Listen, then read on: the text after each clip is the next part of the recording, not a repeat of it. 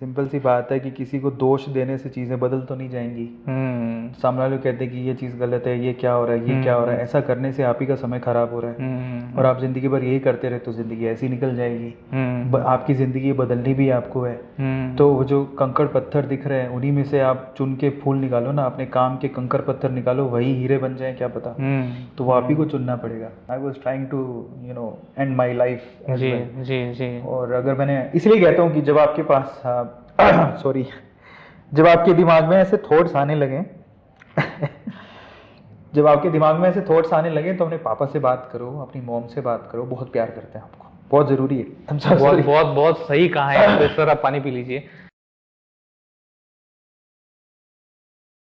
Hello and welcome दोस्तों to 5 minutes engineering podcast. दोस्तों आज जो है ना, आज मेरी खुशी आपको दिख रही होगी, मेरे शब्दों में, मेरी मुस्कुराहट में, मेरे हाव भाव में ये खुशी आपको दिख रही होगी। खुशी का कारण जो है वो आज हमारे गेस्ट हैं, इतने बड़े, लाइक KGF 2 आपने देखी, उसमें बड़े पापा तो आज बड़े पापा यहाँ पे जो है उपस्थित है हमारे साथ यहाँ पे। दोस्तों he is a teacher, he is a mind blowing teacher और मोटिवेशनल स्पीकर। ये तो आपने सबने सुना होगा, A2 मोटिवेशन। कौन है भाई साहब जिसको पता नहीं चैनल के बारे में, क्योंकि यहां पे भैया इतना तगड़ा काम डिलीवर हो रहा है जिसकी काम की सराहना करते हुए यहां पे 1 करोड़ सब्सक्राइबर का आंकड़ा पार हो चुका है। बिलियंस ऑफ व्यूज यहां पे इस चैनल पर मौजूद है। दोस्तों अभी बिना किसी देरी के मैं यहां पे स्वागत करना चाहूंगा हमारे प्यारे A2 sir, Arvind Arora sir का।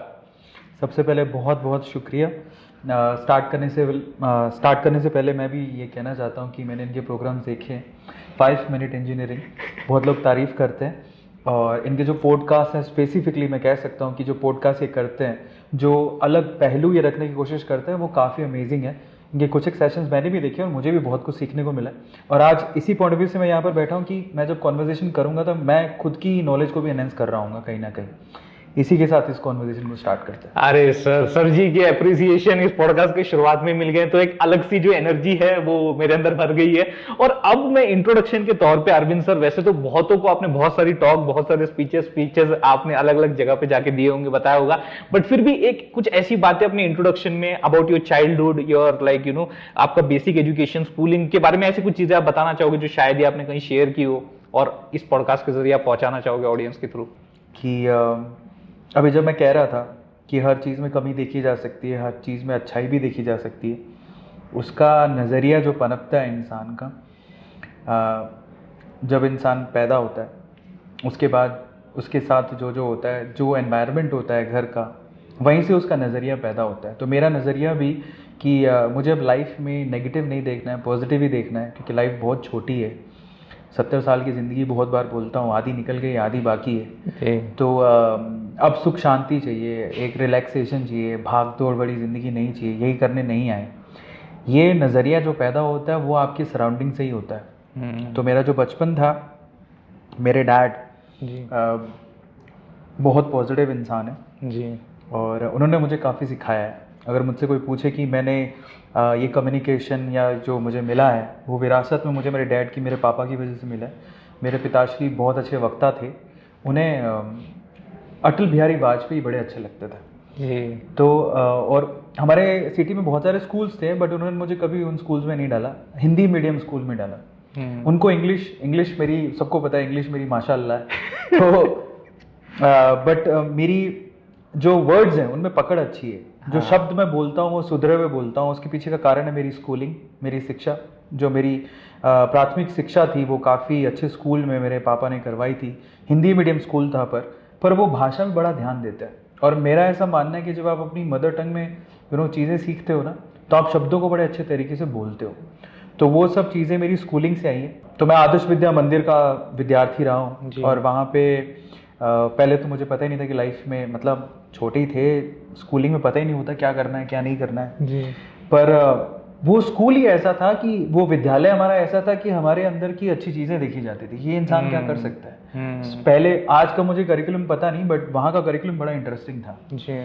वो ये देखते थे कि ये बच्चा पर्टिकुलरली किस फील्ड में जा सकता है। तो हमारे यहाँ प्रार्थनाएं हुआ करती थी, और प्रार्थनाओं में जो पंडाल में सब बच्चों को बिठाया जाता था जी, और उसमें किसी को बोध कथा बोलनी है, कहानियाँ सुनानी है, किसी को वो पूरा का पूरा पंडाल मैनेज करना है, पूरी प्रार्थना मैनेज करनी है, उसमें अलग अलग तरह की एक्टिविटीज होती थी। आजकल की जो प्रेयर टाइमिंग होती है स्कूल्स में मुश्किल से 10-15 मिनट या 20 मिनट होती है। हमारे वहाँ प्रेयर टाइमिंग जिसको बोलते हैं प्रार्थना का समय, वो सुबह जब स्कूल लगता था 5 मिनट में स्कूल 7:30 का अगर स्कूल है तो आपको स्कूल में पहुंचना है, अपनी क्लास में बैग रखना है और सीधे पंडाल में आना है प्रार्थना के लिए। और वो समय होता था 1 घंटा या 1.5 घंटे के करीब, 1 से 1.5 घंटा हमारे प्रार्थनाएं चलती थी। Okay, great. और उन प्रार्थनाओं में क्या अलग अलग विद्यार्थियों की, अलग अलग स्टूडेंट की अलग अलग एक्टिविटीज़ में पार्टिसिपेट वो करते थे। कोई बोध कथा सुना रहा है, कोई प्रार्थना सुना रहा है, कोई जनगण मन गा रहा है, कोई सरस्वती वंदना गा रहा है। तो बहुत अच्छी एक्टिविटीज़ होती थी। बहुत सही। तो जब और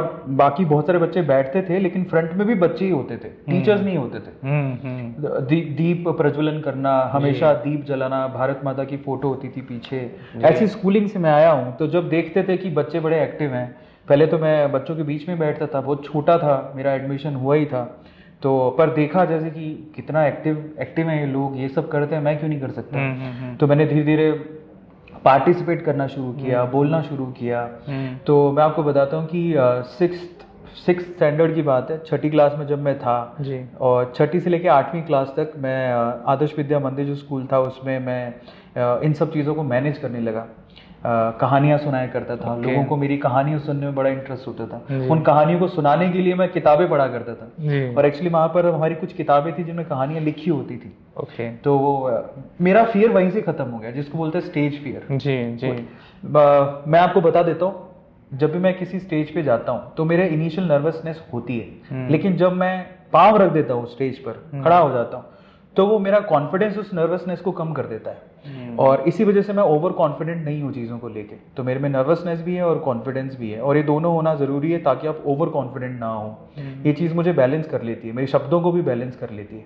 तो ये सब चीज़ें मैंने सीखी मेरी स्कूली शिक्षा से। जी। तो ये मेरा स्कूली शिक्षा है। मैंने कभी इसके बारे में जिक्र किया ही नहीं अपने, जब भी कॉन्वर्जेशन होती है हम लोग स्ट्रगल के बारे में बात करें, लेकिन आज की कॉन्वर्जेशन में आपको पॉजिटिव चीज़ें बताऊंगा मेरी लाइफ की। जी। और जब मैं 8th स्टैंडर्ड में था, हमारा 8वीं क्लास खत्म होने वाला था, तो हमारे गुरुजी थे, हम गुरुजी बोलते थे, गुरुजी और दीदी जी, ऐसा हम लोग ऐसे सर और मैम नहीं बोलते थे, गुरुजी बोलते थे। बहुत सही सर, ये पॉइंट बहुत सही है। तो हमारे जो गुरुजी थे, जब हमारी 8वीं क्लास ख़त्म होने वाली थी, लास्ट एग्ज़ाम्स थे, तो उनमें से वो अपने ओपिनियन रख रहे थे कौन बच्चा कहाँ तक जा सकता है। तो हमारे गुरुजी थे जो मेरी परफॉर्मेंस देखते थे, हमेशा मेरी कहानियाँ सुनते थे, उनको बड़ा मज़ा आता था। मैं उनका ऐसा कहना था कि मंत्र मुग्ध कर देता हूँ कहानियाँ जब सुनाता हूँ स्टेज पे। और ऐसा होता भी था कि जब मैं कहानियाँ सुनाता था तो पंडाल में 500 बच्चे बैठे बड़े शांति से देखते कि अरविंद आ गया, तो अब इसकी कहानी सुनेंगे, बड़ी इंटरेस्टिंग हो। जी। तो मैं इंटरेस्टिंग लेवल से भी सुनाता था।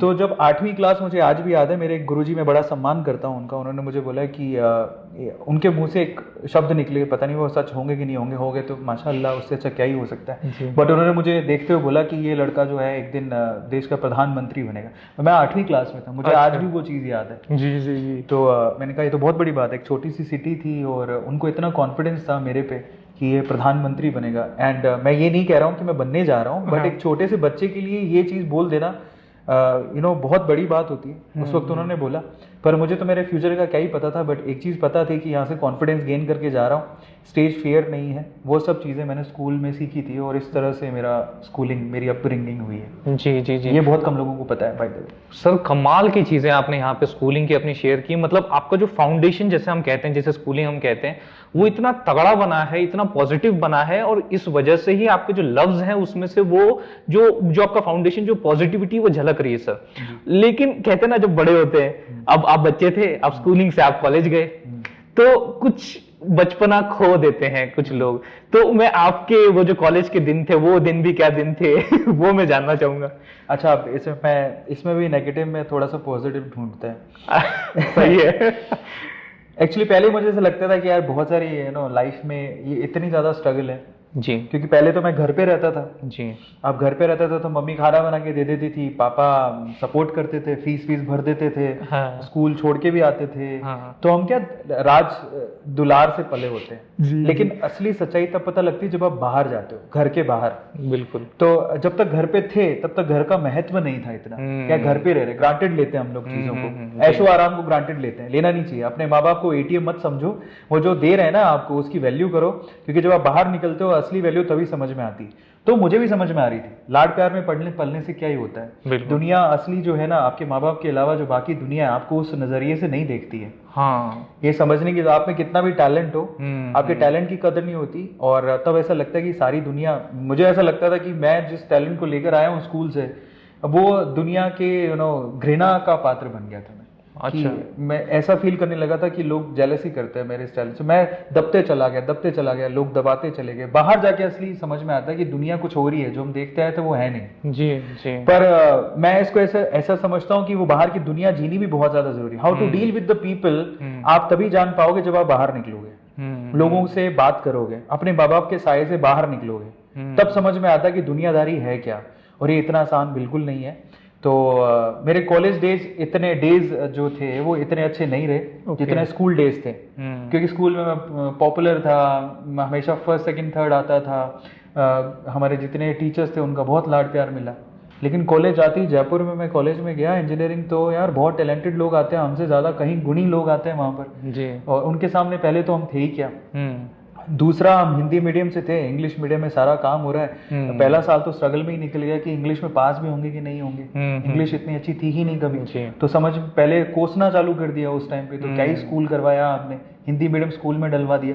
अब इंग्लिश में इंजीनियरिंग करनी पड़ रही है, हमको पता स्ट्रगल कितनी है। बिल्कुल। तब 4 साल की इंजीनियरिंग थी, पहला साल कंबाइन होता था, सेमेस्टर सिस्टम तब था नहीं, तो पहला साल कंबाइन होता था जी। वो तो शुक्र है कि पहला साल कंबाइन होता था। शुरू के 6 महीने अब लर्नेबिलिटी थी कि ठीक है अपन स्ट्रगल है बट सीख लेंगे। तो फिर भी देने तो इंग्लिश में ही थे ना एग्जाम, क्या ही कर सकते थे। तो थोड़ा हाथ आजमाया, इंग्लिश को थोड़ा कंफर्टेबल बनाया, तो पहला साल कैसे ना कैसे करके 73% 74% में पास कर लिए। ग्रेट। तो पर अगर सेमेस्टर सिस्टम होता तो शायद मैं इतना कंफर्टेबली फर्स्ट ईयर नहीं क्रॉस कर पाता। Okay. But literally college days बहुत स्ट्रगलिंग थे, क्योंकि मुझे पता ही नहीं था how to deal with the people. मैं अपनी ही धुन में था जी, जो कि गलत बात है। संसारिकता को समझना और लोगों को समझना बहुत बहुत जरूरी है, क्योंकि आप अकेले आगे नहीं बढ़ सकते हो, आपको लोगों का साथ चाहिए। और अगर लोगों का साथ चाहिए तो लोगों के साथ आपका व्यवहार कैसा होना चाहिए समझना बहुत जरूरी है। इसको व्यवहारिकता कहते हैं। और ये आप बचपन से ही मुझे लगता है माँ बाप को सिखाना चाहिए। तो how to deal with the people ये बहुत जरूरी है समझना। और इस वजह से मैंने first year second year third year ये मेरे 3 साल बहुत खराब गए, क्योंकि मेरे इतने दोस्त थे ही नहीं। मुझे ऐसा लगता था मैं बहुत टैलेंटेड हूँ, अपनी दुनिया अपनी धुन में ही था जी। जो कि मैं था भी, मेरे एक अलग तरह का टैलेंट था, मुझे अपने टैलेंट पे बड़ा बड़ा भरोसा था। पर लोगों को नहीं होता है, लोग आपको उस नजरिए से नहीं देखते हैं। तो मेरे इतने दोस्त कभी बने ही नहीं first year second year third year में। मेरी इमेज भी पूरी तरह से स्पॉइल ही हो गई थी, क्योंकि मैं खोता चला गया। मतलब ऐसा होता है ना कि मैं कहाँ टॉप करता था स्कूल में जी, कॉलेज में आया तो इंग्लिश का प्रॉब्लम था, फिर अपनी पहचान आइडेंटिटी का भी प्रॉब्लम था, क्योंकि खो गए थे, क्योंकि वहां पर अलग अलग पूरे इंडिया से लोग आते हैं, ज्यादा टैलेंटेड लोग आते हैं। तो इस वजह से मेरी पहचान पूरी तरह से खत्म ही हो गई थी कॉलेज में। मुझे ऐसा लगता था कई बार तो मैं कॉलेज बीच में छोड़ के भाग जाऊं। ओके। और बीच में एक बार थर्ड ईयर की बात है, कुछ ऐसा इंसिडेंट हो गया था जिससे मुझे लगता था मैं सुसाइड ही क्यों ना कर लूं। अरे बाप रे। And I was crying at that time. I was calling to my dad कि मेरे पापा को फोन किया, मैंने कहा मुझे मेरा बिल्कुल मन ही नहीं लग रहा है। ऐसा बहुत सारे बच्चों के साथ होता है, बिकॉज उनको बहुत लाड प्यार से पाला हुआ होता है जी। पर जब दुनियादारी में बच्चों को छोड़ा जाता है तो उनको लगता है ओ माय गॉड दुनिया बहुत क्रूअल है। बिल्कुल। बहुत दयनीय, बहुत I mean what I should say कि बहुत ज्यादा क्रूअल को हिंदी में क्या बोलते हैं, मतलब लाइक ऐसा आप निर्दयी। हाँ, बहुत ज्यादा निर्दयी वाकई में थे। और मुझे ऐसा लगता था कि मैं पूरी तरह से डिप्रेशन में चला गया था उस टाइम पे। थर्ड ईयर में तो ये हालत थी कि मैंने पापा को बोला कि मेरे को ले जाओ यहाँ से, मुझे नहीं करनी है, मैं इंजीनियरिंग छोड़ ही देता। ओके। और सुसाइडल थॉट्स आते थे जी, क्योंकि जी। दोस्त नहीं थे और जो थे वो वैल्यू नहीं करते थे। ओके। और बहुत ज्यादा इंसल्ट होता था जब स्कूल जी, जाता था। जी। बुलिंग बहुत ज्यादा हुई थी मेरी। ओके। और ये सब चीजें सहनी पड़ती हैं जब हम्म। आपको पता ही नहीं होता कि लोगों के साथ डील कैसे करना होता है। इसमें गलती उनकी नहीं है। लोग लोग जनरली इसको ना एक इमोशनल कनेक्शन से कि मेरे साथ बुलिंग हुई। आपकी भी कहीं ना कहीं गलती होती है, मेरी भी कहीं ना कहीं गलती थी कि मुझे पता ही नहीं था कि लोगों के साथ डील कैसे करते हैं। मैं अपनी धुन में था। तो जब मैं 3rd ईयर में था तो मैंने अपने पापा को फ़ोन किया। मैंने कहा मेरा बिल्कुल मन नहीं लग रहा, मैं क्या करूं। जी। तो मेरे पापा ने एक बात कही कि देख, जब तू छोटा था मैं तेरे साथ था। अब दुनिया में हर वक्त तो मैं तेरे साथ नहीं रहूंगा जी। तो तुझे समझना पड़ेगा कि लोगों के साथ डील कैसे किया जाता है, लोगों के साथ किस तरह से समन्वय बना के आगे बढ़ा जाता है। ये तेरी लर्निंग है। अब यहाँ से तेरी मर्जी है, तू बैक स्टेप करना चाहता है या आगे बढ़ना चाहता है। जो 2-3 साल में गलतियां हुई हैं, पहले तू सोच कि तेरे साथ ये सिचुएशन क्रिएट हुआ तो क्यों हुआ। तू मेधावी छात्र था, स्कूल में बड़ा अच्छा पढ़ता था, तेरी इमेज बहुत अच्छी थी, अचानक से कॉलेज में जाके क्या हो गया, क्या गलती कर रहा है तू। ठीक है, अब मर्जी तेरी है कि तू स्टेप फॉरवर्ड लेना चाहता है या बैकवर्ड। पर बैकवर्ड लेगा तो हमेशा याद रखना, तू अपने आप को हमेशा रेग्रेशन में रहेगा, पछतावे में रहेगा कि मैं वापस क्यों आ गया। जी। क्योंकि आगे बढ़ना ही जिंदगी है। बिल्कुल। तो उन्होंने मुझे जब ये बात बोली, और बहुत सारी चीजें कही थी उन्हें, change is the only constant सुनते हैं ना, उसका एक झलक आ रहा था उनकी बातों में कि अब पीछे नहीं जाना, जो हो गया उसे एनालाइज करो, क्या प्रॉब्लम हुई, दोस्त क्यों नहीं बन रहे, लोग आपको रिस्पेक्ट क्यों नहीं दे रहे, तूने ऐसा क्या किया है जो तू सब कुछ खो दिया है और अब इस सिचुएशन पे पहुंच गया है। तो वो जो शब्द थे ना, मुझे जब मैंने वो शब्द सुने मेरे पापा के, और ये मैं लाइफ में पहली बार बता रहा हूँ, मैंने कभी नहीं बताया, मैं थोड़ा इमोशनल भी हो गया उस चीज़ को याद करते हुए कि ऐसी सिचुएशन में लाइफ में आई थी, मैंने आज तक कभी डिस्कस नहीं किया इसके बारे में। सो एट दैट टाइम मुझे लगा यार मुझे बैठना चाहिए और बहुत ज़रूरी है, और बैठ के ये सोचना चाहिए कि मैं गलती कहाँ कर रहा हूँ। हर बार हम लोग दूसरों की गलती तो नहीं निकाल सकते। बिल्कुल। तो अगर किसी सिचुएशन में फंसते हो तो उसमें कहीं ना कहीं आपकी गलती भी होती है। तो मैं बैठा, मैंने एनालाइज किया कि मैं 3 सालों में कॉलेज में क्या कर रहा था जो मैं स्कूल में नहीं कर रहा था। सो मेरी सबसे बड़ी गलती ये थी कि मैं एक तो अपने आप को लेके थोड़ा ओवर कॉन्फिडेंट हो गया था। मुझे ऐसा लगता था कि मैं बहुत टैलेंटेड हूँ, लेकिन मेरी टैलेंट की वैल्यू नहीं है। मुझे ऐसा लगता था कि मुझे सब चिढ़ते हैं, मुझसे सब घृणा करते हैं, मुझसे सब चिढ़ते हैं, मेरे टैलेंट से सब चिढ़ते हैं। जी। ऐसा लगता था मुझे। ओवर थिंकिंग बोलते हैं इसको। हाँ। बहुत सारे लोग ओवर थिंकिंग करते हैं दूसरों के बिहेवियर को देख के। तो मैंने पहले तो ये बंद कर दिया, ओवर थिंकिंग नहीं करना। क्योंकि यार आपको लगता है कि लोग आपके बारे में सोच रहे हैं, उनके पास समय नहीं है इतना सोचने को। और दूसरा, वो क्या सोचते हैं क्या नहीं सोचते हैं आपके बारे में। पॉजिटिव सोचते हैं तो बहुत अच्छी बात है, बट नेगेटिव सोचते हैं या जो भी सोचते हैं उसको इतना सिर पे नहीं चढ़ाना है। आपको अपनी जिंदगी जीनी है। इतना ज्यादा ओवरथिंक करोगे तो आप कहीं ना कहीं फंस ही जाओगे। तो मेरा पहला प्रॉब्लम ये था कि मैं लोगों की बातों को लेकर ओवरथिंक करता था बहुत ज्यादा, तो मैं डिप्रेशन में चला गया। दूसरा, मैंने ये देखा कि स्कूल टाइम में मैं काफी ज्यादा शिद्दत से पढ़ाई करता था। एजुकेशन जो मेरी अटेंडेंस 100% रहती थी। मैं हमेशा स्कूल जाता था, पढ़ाई बहुत करता था, बुक्स में मेरा। और यहाँ पर कॉलेज में जाके क्या हो गया था, मैंने अपना एक आज़ादी मिली है तो उसका फायदा उठाना शुरू कर दिया। गलती तो कहीं ना कहीं मेरी थी। वही बेवजह की चेजिंग करना। एक यंग एज था जी। I just want to accept as well कि यंग एज में वो प्यार के जो लफड़े होते हैं उन सब में पड़ जाना जी।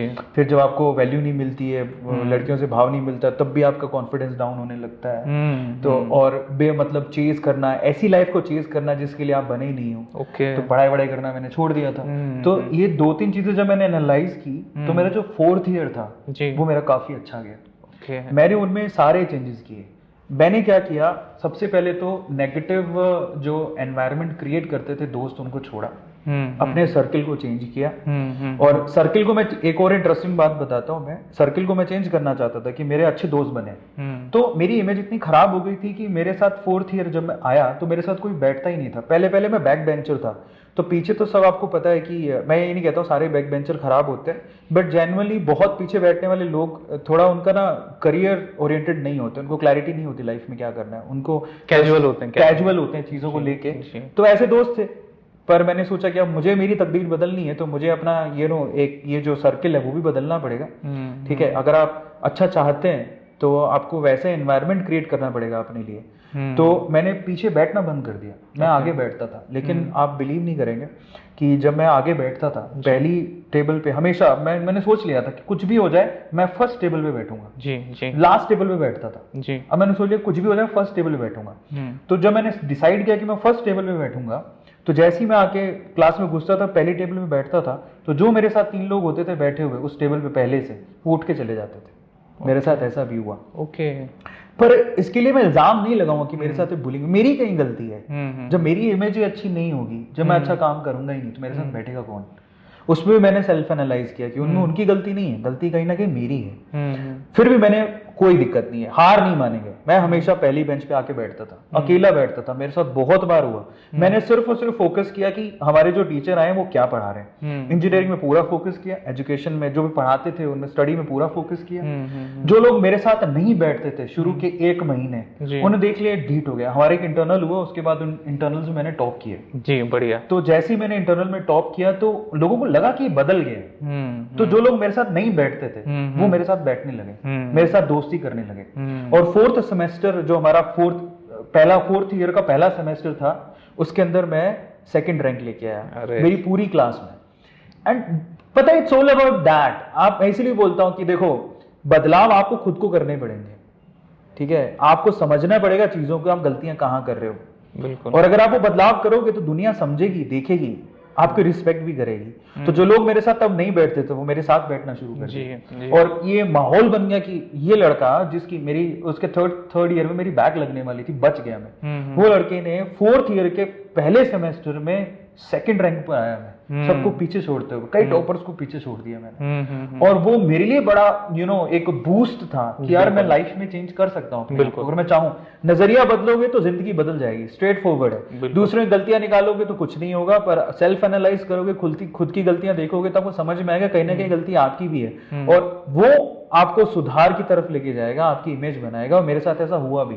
फाइनल ईयर तक जाते जाते वो सब मेरे दोस्त बन गए। सही। और बिलीव इट और नॉट कि हमारा एक फेयरवेल था, और उसमें लोगों को लगता था, और एक पर्सनल फेयरवेल भी हुआ था जो क्लास में कि चलो अपन चलते हैं। जी। लोगों को लगा कि मुझे कभी इनविटेशन उसमें नहीं मिलेगा, लेकिन मुझे इनविटेशन मिला उसके अंदर कि तुम आओ। और सारे टॉपर्स थे उसके अंदर। टॉपर्स का थोड़ा फेयरवेल अलग होता है, आपको पता ही है। अच्छा, हाँ। है ना? तो और जो बैक बेंचेस होते हैं उनका फेयरवेल अलग होता है। मतलब वो अपना पर्सनल फेयरवेल कर रहे होते हैं कि कॉलेज से जा रहे हैं, लाइफ से जा रहे हैं, चलो पार्टी करते हैं। जी, उनका ग्रुप होता है, उनका ग्रुप होता है, तो अलग अलग। जो कॉलेज का फेयरवेल होता है वो अलग होता है, पर एक होता है कि जो पढ़ाकू होते हैं और जो ऐसे फंडर होते हैं उनका पार्टी अलग अलग होता है। तो बस इनविटेशन का एक होते हैं लीडर जो पार्टी ऑर्गेनाइज करते हैं, और बाकी होते हैं जिनको इनविटेशन मिलना है, किसको कहाँ से इनविटेशन मिलेगा। तो मुझे टॉपर्स ग्रुप से इनविटेशन मिला कि तुम आओ हमारे साथ। तो मैंने तब रियलाइज किया कि सब फितूर था दिमाग का। अगर आप बदलना चाहो तो सब कुछ बदल सकते हो। बिल्कुल। वहां से अपने पूरे ईयर में मैंने अपनी ऑनर्स में अपनी डिग्री पूरी की, क्योंकि मैंने 4th ईयर में पूरा बहुत अच्छे से पढ़ाई की थी। तो सब बदल गया। मेरा जिंदगी को देखने का नजरिया बदल गया। बिल्कुल। उस दिन मैंने अपने डैड को कॉल किया। मैंने कहा कि अगर कॉल नहीं हुआ होता, और उससे जस्ट पहले I was trying to end my life. जी। और अगर मैंने इसलिए कहता हूँ कि जब आपके पास जब आपके दिमाग में ऐसे थॉट्स आने लगे तो अपने पापा से बात करो, अपनी मॉम से बात करो। बहुत प्यार करते हैं आपको, बहुत जरूरी है। बहुत सही कहा है सर। आप पानी पी लीजिए। बहुत सही कहा है। मेरा भी यही मानना है कि आपके लाइफ में ये 2 मात्र ऐसे जीव होते हैं, आपके माता और आपके पिता, जो ना सोते हुए, ना जागते हुए, ना काम करते हुए, ना फ्री, ये कभी आपके बारे में बुरा नहीं सोचेंगे। ये हमेशा आपके अच्छे के ही सोचेंगे, अच्छा ही हो। और देखिए आप कि आज वो जो कॉल था वो कितना बड़ा साबित हुआ है, और सर जी भी यहाँ पे इमोशनल हैं, और मैं वो फील कर पा रहा हूँ। दोस्तों यहाँ पे शायद आप वीडियो के जरिए भी वो फील कर पा रहे होंगे। बट सर मैं वो आपसे पूछना चाहूंगा कि जब आपने वो सेल्फ एनालाइज किया अपने आप को उस कॉल के बाद, आपने ऐसा क्या रियलाइज किया कि मैंने क्या क्या ऐसी गलतियां की थी जिस वजह से कोई मेरे से बात नहीं कर रहा था, कोई मेरी फ्रेंडशिप नहीं एक्सेप्ट कर रहा था? ऐसी क्या कुछ चीजें आप शेयर करना चाहेंगे उस सेल्फ एनालाइज के बाद? देखिए वो जनरली सबके साथ होता है जी। क्या होता है जब हम घर पे होते हैं तो इतनी फ्रीडम नहीं होती। हम्म। हाँ भाई, लाड प्यार दुलार सब कुछ मिलता है। जी जी। लेकिन क्या होता है, हमारी एक युवा अवस्था होती है, एक यंग एज होती है जी। उसमें बहुत सारी डिजायर्स होती हैं। बिल्कुल उन डिजायर्स को आप मॉम डैड के साथ रह के तो पूरा नहीं कर सकते। बिल्कुल। पहले तो पता ही नहीं था इन सब चीज़ों का, जब पता लगा यंग एज में तो उतनी फ्रीडम थी नहीं। और इसीलिए क्या हर किसी को लगता है कि मैं घर से बाहर जाके तोड़ दूंगा, मैं घर से बाहर जाके अपनी जिंदगी जीऊंगा, है ना। तो मेरे साथ भी ऐसा ही कुछ था जी। तो जो डिजायर्स घर पे पूरी नहीं हो रही थी इसीलिए मुझे बाहर जाना था जी। अब बाहर है इसीलिए मैंने जिद पकड़ रखी थी, पढ़ने तो जाना ही था, वो अलग बात थी। बिल्कुल। लेकिन जैसे वो फ्रीडम मिली तो फिर भटक गया। और वो बहुत सारी चीज़ें होती हैं उसमें, गर्लफ्रेंड बॉयफ्रेंड का जो प्रॉब्लम होता है वो मेरे साथ भी था। और उसके अलावा बहुत सारी प्रॉब्लम्स होती हैं, मतलब हमें लगता है कि वो लाइफ मुझे फ्रीडम की तरफ लेके जाएगी, वो कहीं फ्रीडम की तरफ आपको नहीं लेके जा रही होती। वो एक अंधेरे में एक गहरी खाई में धक्का दे रही होती है जहाँ आप अपनी लाइफ को स्पॉइल कर रहे होते हो और कुछ नहीं। तो ऐसा सब कुछ मेरे साथ हुआ था, मैंने 3 साल वेस्ट किए हैं उसमें। आजकल यही जो सर आप बात कह रहे हैं मैं मतलब लाइक बहुत रिलेट भी कर पा रहा हूँ और ऑडियंस भी समझ पाएगी कि ऑडियंस इस चीज को ऐसा कहती है, इसको मॉडर्न थॉट्स कहती है। ऑडियंस जो उनके माँ बाप कह रहे हैं ना उसको कहते हैं यार ये क्या पुराने जमाने के विचार हमारे सामने आप रख रहे हो, बट उनको ये समझ नहीं आती, डेप्थ नहीं समझ में आती कि इससे भैया फ्यूचर अपना ब्राइट ही होने वाला है। लेकिन वो मॉडर्न विचार सर बहुत ज्यादा हावी हो जाते हैं उनके ऊपर। मुझे ऐसा लगता है कि ये चीज़ें आप तब समझ पाओगे यार जब 30s में आ जाओगे। क्योंकि क्या होता है कि ना आप जिस एज में 18 to 29-30 का जो एज होता है जी। उस एज में हमको लगता है कि हम ही दुनिया चला रहे हैं, हम ही हैं सब कुछ। लेकिन आफ्टर 30 आपको रियलाइज होगा कि लाइफ में स्टेबिलिटी की बहुत ज़्यादा जरूरत होती है। आप लाइफ ऐसी नहीं काट सकते हो जैसे आप काट रहे हो, नहीं काट सकते आप, बिल्कुल, है ना। तो जब आप 30s में हो जाओगे तब इन बातों को और ज्यादा गहरे से समझ पाओगे कि इनकी वैल्यू कितनी होती है। इसलिए तो आज मैं आपको फ्रीली बोल रहा हूँ, I always hate my dad, you know, at the time of I was in engineering. जी। सो मैं 3 साल में मैं अपने माँ बाप को कोसता ही रहा। ओके। जबकि अब मैं जिस एज में आया हूँ जहाँ पर मैं स्टेबल अपनी लाइफ जी रहा हूँ तो मैं समझ पा रहा हूँ कि जो मेरे मॉम डैड ने किया वो बहुत सही था। देखिए ये चीज होती है, ये रियलाइजेशन, ये अंडरस्टैंडिंग अपन को बहुत टाइम बाद आती है। जिनको वो कोस रहे थे एक्चुअल में उन्हीं के एक कॉल ने इनकी जिंदगी भी बचाई, जिंदगी भी बनाई और जिंदगी पूरी तरीके से बदल दी। इसलिए आज वो यहाँ पे हैं। हम लाखों लोगों की, मिलियंस ऑफ लोगों की यहाँ पे उनके वीडियोस पहुंच रहे हैं, हमारी मदद हो रही है दोस्तों। एंड मैं आपके पिताश्री को यहाँ से धन्यवाद करना चाहूंगा कि उन मैं किन शब्दों में उनको अप्रिशिएट कर सकता हूं उनके एफर्ट्स को कि इस तरीके से उन्होंने मोल्ड किया है। और शायद ये एक पेरेंटिंग का लेसन भी है सर, जो कि बहुत सारे लोगों तक पहुंचना भी चाहिए कि कैसे बनाएं। लोग कहते हैं कि यार जैसे कि अभी आप भी यहाँ पे हैं, हमारा बेटा अरविंद अरोड़ा जैसा बनना चाहिए, बट भाई देखो तो सही किसने बनाया है, कैसे बनाया है। और वो जब बातें उन्होंने याद की तो रो भी पड़े। ओके, तो वो एक बड़ा ही इमोशनल चीज यहाँ पे हुआ। लेकिन सर अभी चलिए हम इंजीनियरिंग की बात कर रहे थे, लेकिन आपने इंजीनियरिंग वैसे किसमें की थी? किस इलेक्ट्रिकल में की थी। तो सर ये डिसीजन आपने कैसे लिया? क्योंकि मोस्ट ऑफ द जो स्टूडेंट रहते हैं ना बड़े कंफ्यूज रहते हैं कि चलिए इंजीनियरिंग तो करनी है लेकिन किसमें करें, ये भी एक पॉइंट रहता है उनके दिमाग में। तो आपको कैसे, किसने मोटिवेट किया कि भाई इलेक्ट्रिकल इंजीनियरिंग करते हैं?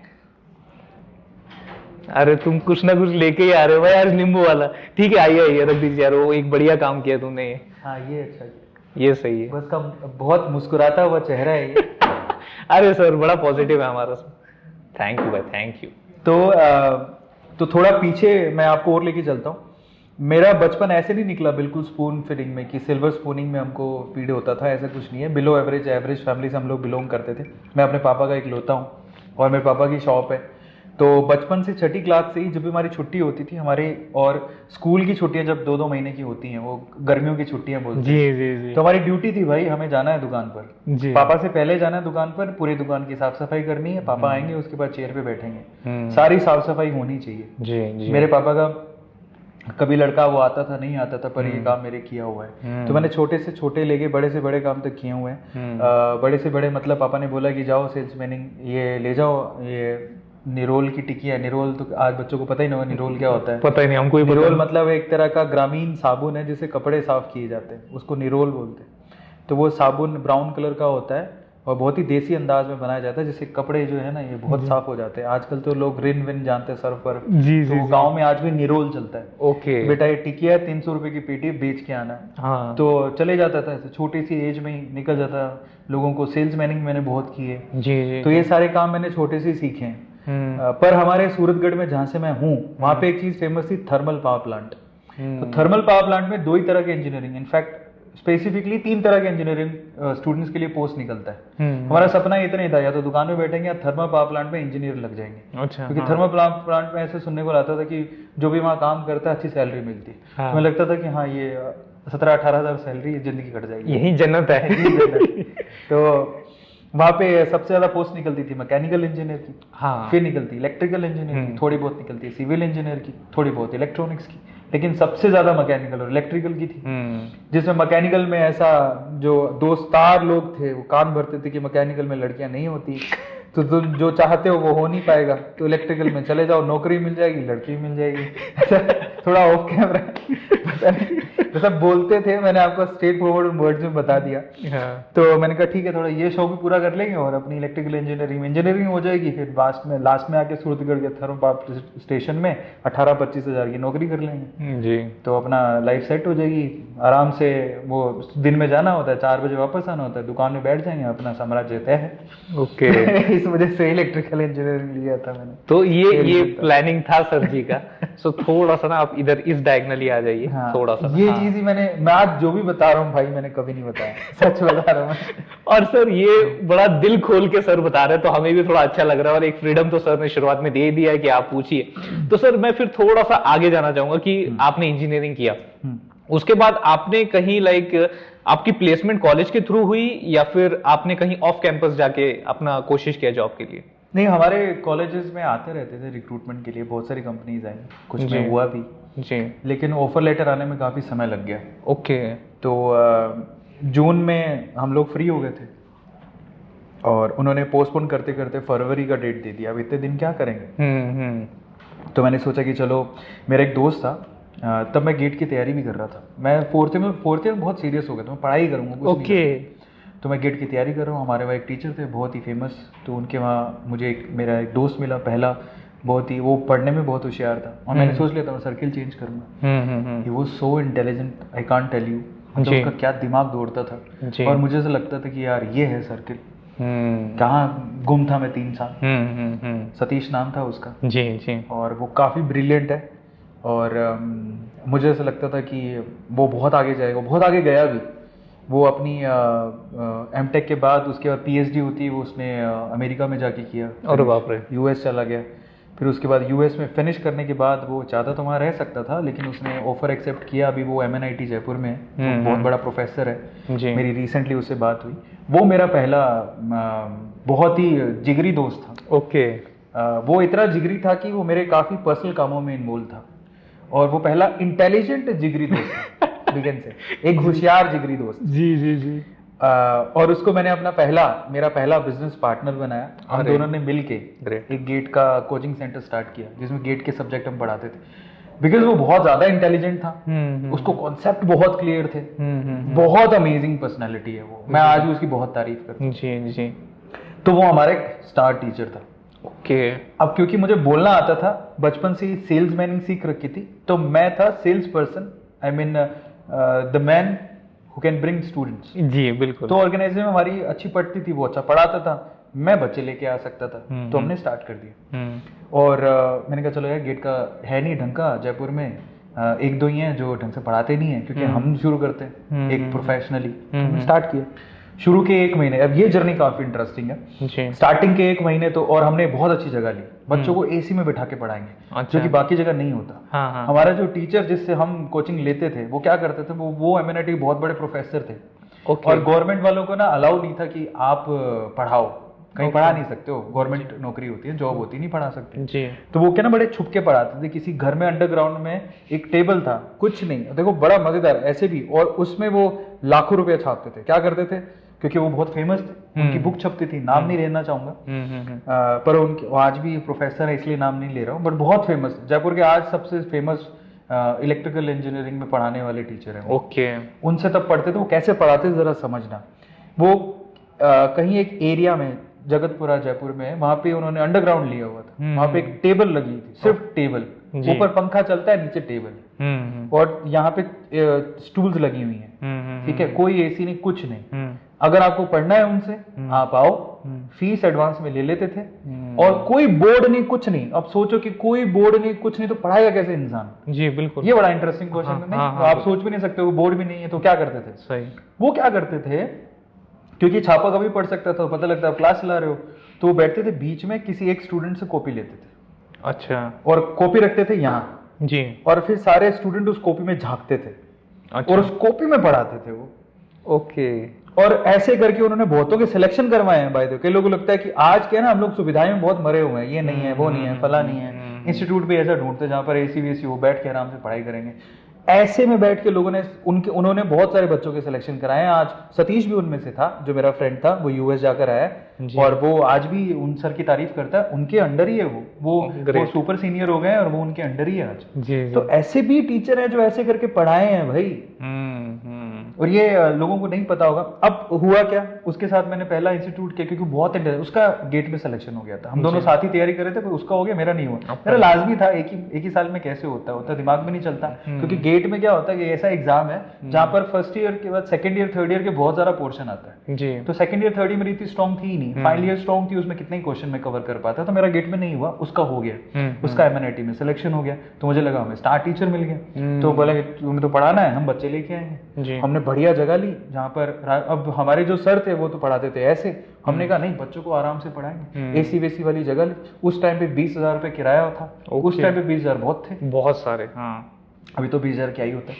तो उस टाइम पे 20,000 रुपए किराए में बढ़िया एकदम फर्स्ट क्लास जगह ली, एसी वेसी लगा हुआ, हैरान। लेकिन 1 महीने तक कोई बच्चा आया ही नहीं। ओके। अब नया खुला था, अब हमें लगता है 1 महीने तक कोई बच्चा आया नहीं। मुझे लगता है बिजनेस को कम से कम 6 साल तो 6 महीने तो तब जाके कहीं सेटल डाउन होता है। 1 महीने तक कोई बच्चा नहीं आया जी। फिर हमने लगाया दिमाग। अब यहाँ पर मैं आपको बताता हूँ क्या किया। अब हम लोग बैठे, यार घाटा लग गया, 20,000 रुपये भर दिए हमने। अब क्या करें, अगले महीने फिर बच्चे नहीं आएंगे तो लाएंगे कहाँ से? तो बिजनेस में कुछ तो सोचना पड़ेगा जी। तो हमने कहा, अब मुझे बोलने का बड़ा अच्छा था, मैंने कहा मैं सेमिनार ले सकता हूँ। तो कॉलेज जाके सेमिनार लेते हैं। कॉलेज जाके सेमिनार लेंगे, बच्चों को बताएंगे गेट की इंपॉर्टेंस क्या है, तो बच्चे आएंगे जी।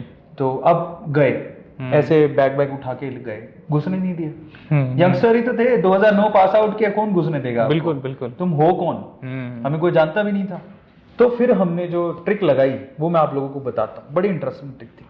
अब कॉलेज में गेट भी रोक लेते थे, सुबह सुबह जाते थे, यार हम हैं ही कौन ना। एग्जैक्टली। तो अब हमने ये सोचा कि अब हम क्या करेंगे।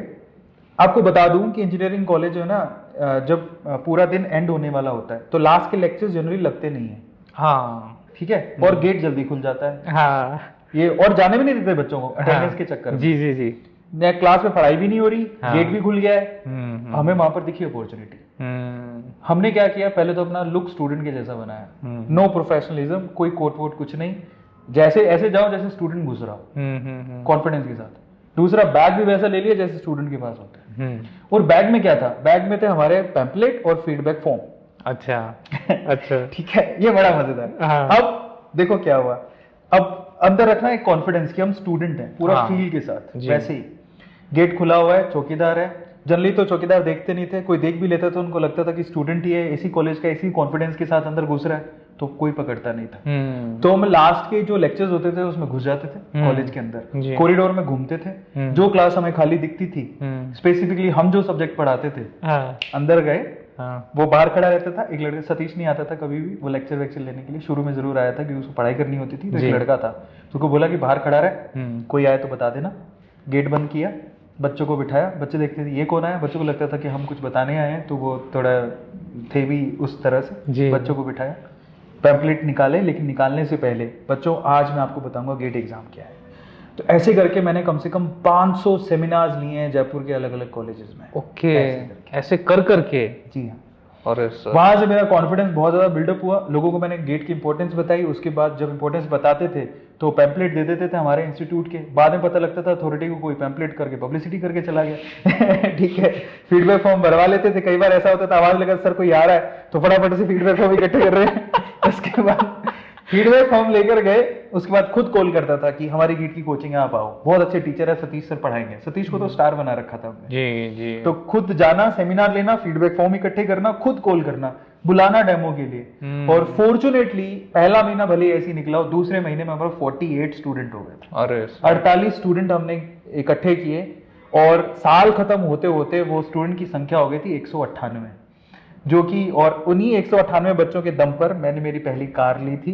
मुझे आज भी याद है, लोगों को लगता है पहली कार कैसी होगी, तो मेरी पहली कार थी मारुति 800, जो सेकंड हैंड ली थी मैंने, सिल्वर कलर की, मुझे आज भी याद है। तो वो मेरे लिए पनौती थी, पर ली थी, और उसका नंबर क्योंकि गलत आ गया था। न्यूमरोलॉजी का कोर्स लेके आया हम कॉन्कर ऐप पे, बाय द वे। और मेरा मूलांक 1 बनता, मैंने कार ले ली थी जिसके लास्ट में 999 था, 999 जी। तो वो नंबर मुझे सूट नहीं किया, तो फिर मेरा सारा बिजनेस ठप होने लगा था, प्रॉब्लम आई थी, बट ये जर्नी थी जी। मतलब आप इसमें बिलीव करते हैं? नंबर बिल्कुल करना ही चाहिए। मैं आपसे कहता हूँ कि पहले मैं नहीं करता था, मुझे ऐसा लगता था कि किस्मत विस्मत कुछ नहीं होती, सब हार्डवर्क ही होता है। बट जैसे जैसे आप हार्डवर्क करते हो ना, आप किस्मत वाले भी होते जाते हो जी। तब मैंने इस दौरान ऐसे ही चीजें देखी है कि हार्डवर्क करते करते मैं यहाँ तक पहुंचा।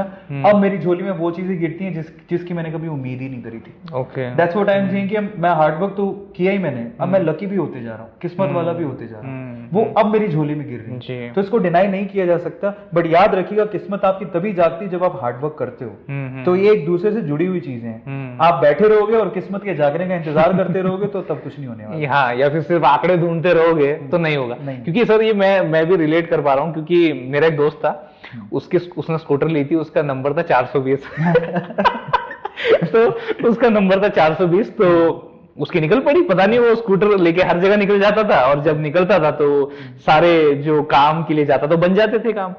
बोला यार नंबर 420 है और काम बन रहे हैं इसके, मामला क्या है? तो उस वक्त मैं इतना I was not into too much of the numbers. लेकिन सर जब यहाँ पे नंबर की बात आ रही है तो कुछ इक्वेशंस भी आते हैं, तो जब कुछ इक्वेशंस आते हैं तो केमिस्ट्री की बात आती है। तो फिर मेरे दिमाग में सबसे बड़ा सवाल यही उठ रहा है कि आपने किया इंजीनियरिंग इलेक्ट्रिकल में, फिर आप गए गेट फील्ड में, ये केमिस्ट्री कहां से शुरू हुआ आपके लाइफ में, ये मैं जानना चाहता हूँ। तो ये भी बड़ी इंटरेस्टिंग जर्नी है जी। तो हमने गेट का कोचिंग सेंटर स्टार्ट करा था, वो खुद का था, ट्रांसेंट नाम था उसका। उसके बाद क्या हुआ कि जिस जगह पे हमने वो कोचिंग सेंटर खोल रखा था, वो एक्चुअली वो जो पूरा ऑफिस था वो रेजिडेंशियल एरिया में था जी। तो जयपुर अथॉरिटी वालों ने अचानक से रूल निकाला कि भैया रेजिडेंशियल एरिया में कमर्शियल एक्टिविटी नहीं चल सकती। ओके, बंद कर दिया जी। बंद हुआ, रातों रात हम सड़क पे आ गए। ओके। उसके बाद फिर मैं इसीलिए बोल रहा हूँ कि वो कार मुझे सूट नहीं करी, क्योंकि उसके बाद मेरा सब डाउन होते चला गया। इंस्टीट्यूट बंद हो गया। फिर उसके बाद घर चलाने के लिए कुछ तो करें, तो फिर मैंने जॉब की। उसके बाद मेरा जो ऑफर है, वो बात थी, मैंने फरवरी में मेरा एक लेटर आने वाला था, वो मैंने जॉब छोड़ दी जी, वो ली नहीं इंस्टीट्यूट के चक्कर में। इंस्टीट्यूट साल भर बाद बंद हो गया, और उसके बाद फिर मुझे अपना खुद का पर्सनल जॉब ढूंढना पड़ा। तो जिन कॉलेजेस में सेमिनार लेता था उसमें थोड़े रिलेशनशिप बन गए थे। बिल्कुल। तो बोल बाल के किसी से बात करके मैंने मेरा इंटरव्यू हुआ और मैं कॉलेज में जॉब कर रहा था। फिर उसके बाद मुझे फिर एक ऑफर, क्योंकि हमने बहुत अच्छा नाम कर लिया था साल भर में कि ये अच्छा, मैं भी कुछ पढ़ाता था, मैं इलेक्ट्रिकल सब्जेक्ट में मशीन्स पढ़ाता था और EMI पढ़ाता था, मैं भी ठीक पढ़ाता था। सतीश के जितना अच्छा नहीं पढ़ाता था, वो तो बहुत ब्रिलियंट था, पर मैं ये सब्जेक्ट पढ़ाता था और लोगों को पता था कि अच्छा पढ़ाता है। तो मुझे फिर ऑफर मिल गया। ऑफर मिलने के बाद मैंने एक और कोचिंग सेंटर ज्वाइन किया, वहाँ पे अच्छे पैसे मिलने लगे। फिर उसके बाद मुझे एक फ्रेंचाइज ऑफर मिला। उस फ्रेंचाइज ऑफर को लेके मैं सीकर चला गया, और मैं सीकर में मैंने अपना फ्रेंचाइजी शुरू किया गेट का, द्रोणाचार्य के नाम से दिल्ली में काफी फेमस था, उसकी फ्रेंचाइजी मुझे मिल गई। और वहां से मेरा सेकंड फेज शुरू हुआ, मैं बिजनेस ओनर बन गया। पहले भी था, बट वो मेरा खुद का ब्रांड था, अभी फ्रेंचाइज ब्रांड था, तो काफी ज्यादा एक्सपोजर मिल गया। वहां से हम 6 महीने में 300-400 बच्चे हमने कर लिए कोचिंग सेंटर में। वहां से मैंने मेरा दूसरा कार खरीदा। पहला कार बेच दिया था क्योंकि समय खराब चल रहा था, तो उसको सेल कर दिया। दूसरा कार मैंने नया लिया, अपने खुद अच्छे नंबर वाले, वो कार आज भी है मेरे पास, वो मेरी लकी कार है। ओके। उसको मैं अपनी सेकंड गर्लफ्रेंड कहता हूँ। तो होता है ऐसा, आपको चीजों से प्यार हो जाता है जब आप देखते हो ना कि आपकी तरक्की में उनका साथ है।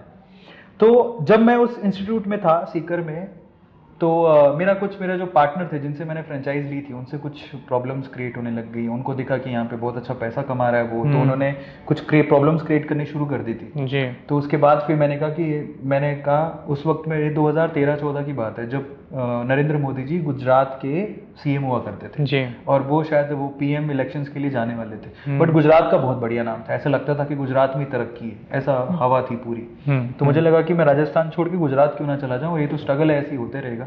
लाइफ में एक थोड़ा ब्रेक भी जरूरी है कि मैं क्या करना चाहता हूँ, थोड़ी क्लैरिटी आए जी। तो मैंने अपने पार्टनर को कहा कि ठीक है, हम एक समझौता करते हैं, तुम्हें इंस्टीट्यूट चलाओ, रखो अपने पास में, मुझे जाना है, मुझे निकलना है। मुझे तब याद है, लोगों को नहीं पता होगा कि जयपुर के थोड़ा पीछे जाते हैं 2 घंटे दूर तो सीकर आता है, तो वहाँ पे इंस्टीट्यूट था। जब हमारा ये सब हो गया, मैंने नहीं बताया कि मैं गुजरात जा रहा हूँ, कहीं नहीं। रात में जब सारा वाइंड अप हो गया, उसके बाद रात में हमने डिसीजन लिया कि हम लोग राजस्थान छोड़ रहे हैं। तो हमने पूरी तैयारी कर ली, हालांकि फट रही थी लिटरली, इतना बड़ा डिसीजन कि आप रातों रात एक सिटी, एक स्टेट छोड़ के दूसरे स्टेट में जा रहे हो, जहाँ पर किसी को जानते भी नहीं हो। बिल्कुल। पर वो जो कार मैंने नहीं ली थी, मैं इसलिए उसको लकी बोलता हूँ क्योंकि मुझे वो वहां ले गई जहाँ से मेरी किस्मत पूरी तरह से पलट गई। अदरवाइज मैं जाता नहीं, मैं ड्राइव करके गया अपनी कार को। वो कार आज भी है मेरे पास, कर्नाटका में। जी जी। आप सोचो, वो राजस्थान से गई गुजरात और गुजरात से कर्नाटका, मुझे लेकर आई है इतनी दूर। जी जी। और वो ट्रैवल करके मैं रात भर, हम लोग निकले, अपना जो भी सामान कार में आ सकता था, बाकी सारा सामान भी हमने छोड़ दिया, बनी बनाई बहुत सारी चीजें हमने वहीं छोड़ दी, रिश्तेदारों के यहाँ पे कि रखो हमें जाना है।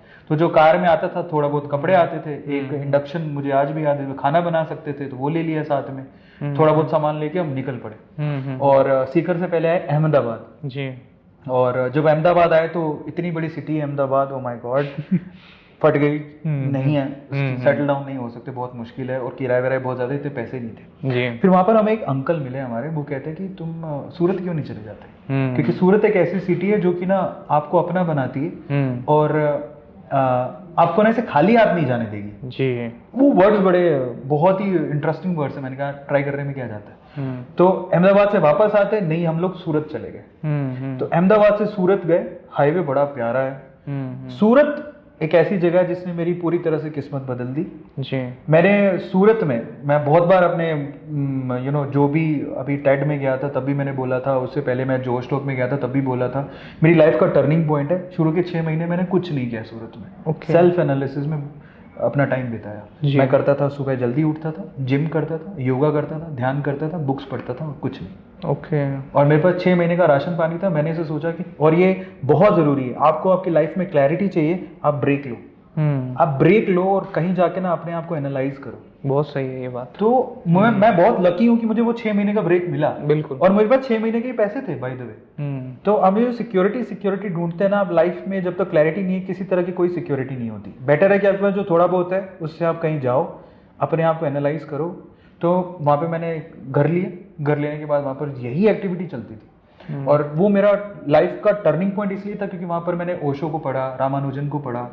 रामानुजन से मैं इतना रिलेट कर पा रहा था उनकी जर्नी से, और उनका मैंने जो बर्थ स्क्वायर था उसका एक जो टेक्निक थी उसमें मैंने नया इनोवेट करा था कुछ कि मैं बर्थ स्क्वायर अब किसी का भी बर्थ डेट से बना सकता था। तो मैंने कहा ये तो चीज नहीं है, जो कि मैंने खुद इन्वेंट की थी भाई दर, और ये कहीं थी नहीं कि मुझे किसी का भी बर्थ डेट दे दो, मैं उसकी रामानुजन स्क्वायर बना दूंगा। और ये मेरा, मैंने कहा अब ये तो बड़ी मुश्किल से ऐसी चीज क्रैक हुई है, क्या करेंगे इसका।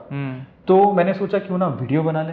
मैंने कहा पर वीडियो बना भी ली तो स्टोर कहाँ करूंगा, क्योंकि आजकल लैपटॉप और हार्ड डिस्क का क्या ही भरोसा है, मोबाइल भी आप फ्रिक्वेंटली चेंज करते हो। तो मुझे तब याद आया कि यूट्यूब, काम करते हैं, इसका वीडियो बनाते हैं और यूट्यूब पे डाल देते हैं, क्योंकि यूट्यूब से तो कहीं नहीं जाएगा।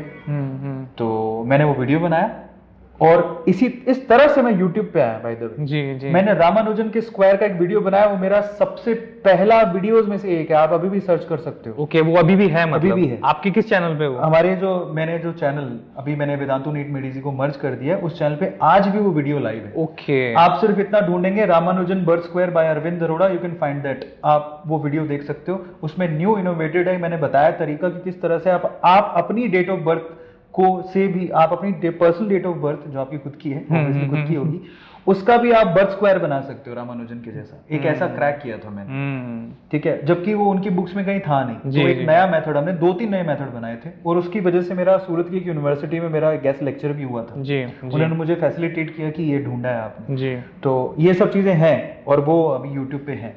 तो इस तरह से मैं सूरत में आने के बाद YouTube पे इस तरह से आया। तो मैं YouTube पे फेम, आजकल क्या है ना, लोग YouTube पे क्यों आना चाहते हैं, पैसा है,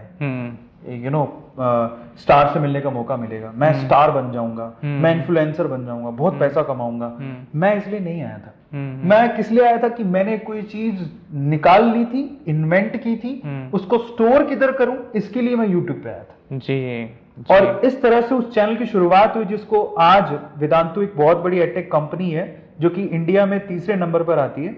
मैंने वो चैनल एक्चुअली मर्ज कर दिया था, वही चैनल जो रामानुजन की वीडियो से शुरू हुआ था, आज वो लेगेसी है, वेदांतु की सबसे बड़ी चैनल है। आप सर्च कर सकते हो कि वेदांतु की सबसे बड़ी यूट्यूब चैनल कौन सी है, उसमें आपको उसी का नाम मिलेगा। वेदांतु नीट मेडेजी चैनल का नाम है, जिसमें रामानुजन की वीडियो सबसे पहले डली हुई। तो किस्मत कनेक्शन देखो, मैंने जो चैनल रामानुजन जी के स्क्वायर से शुरू किया, 0 रुपए में शुरू किया, उसने मुझे कहां तक पहुंचाया। बिल्कुल। मैं इंडिया में पहला ऐसा एजुकेटर था जिसने किसी एडटेक कंपनी को अपना यूट्यूब चैनल मर्ज किया हो। First great. वहां पे मर्ज एंड एक्विजिशन पहली बार शुरू हुआ था।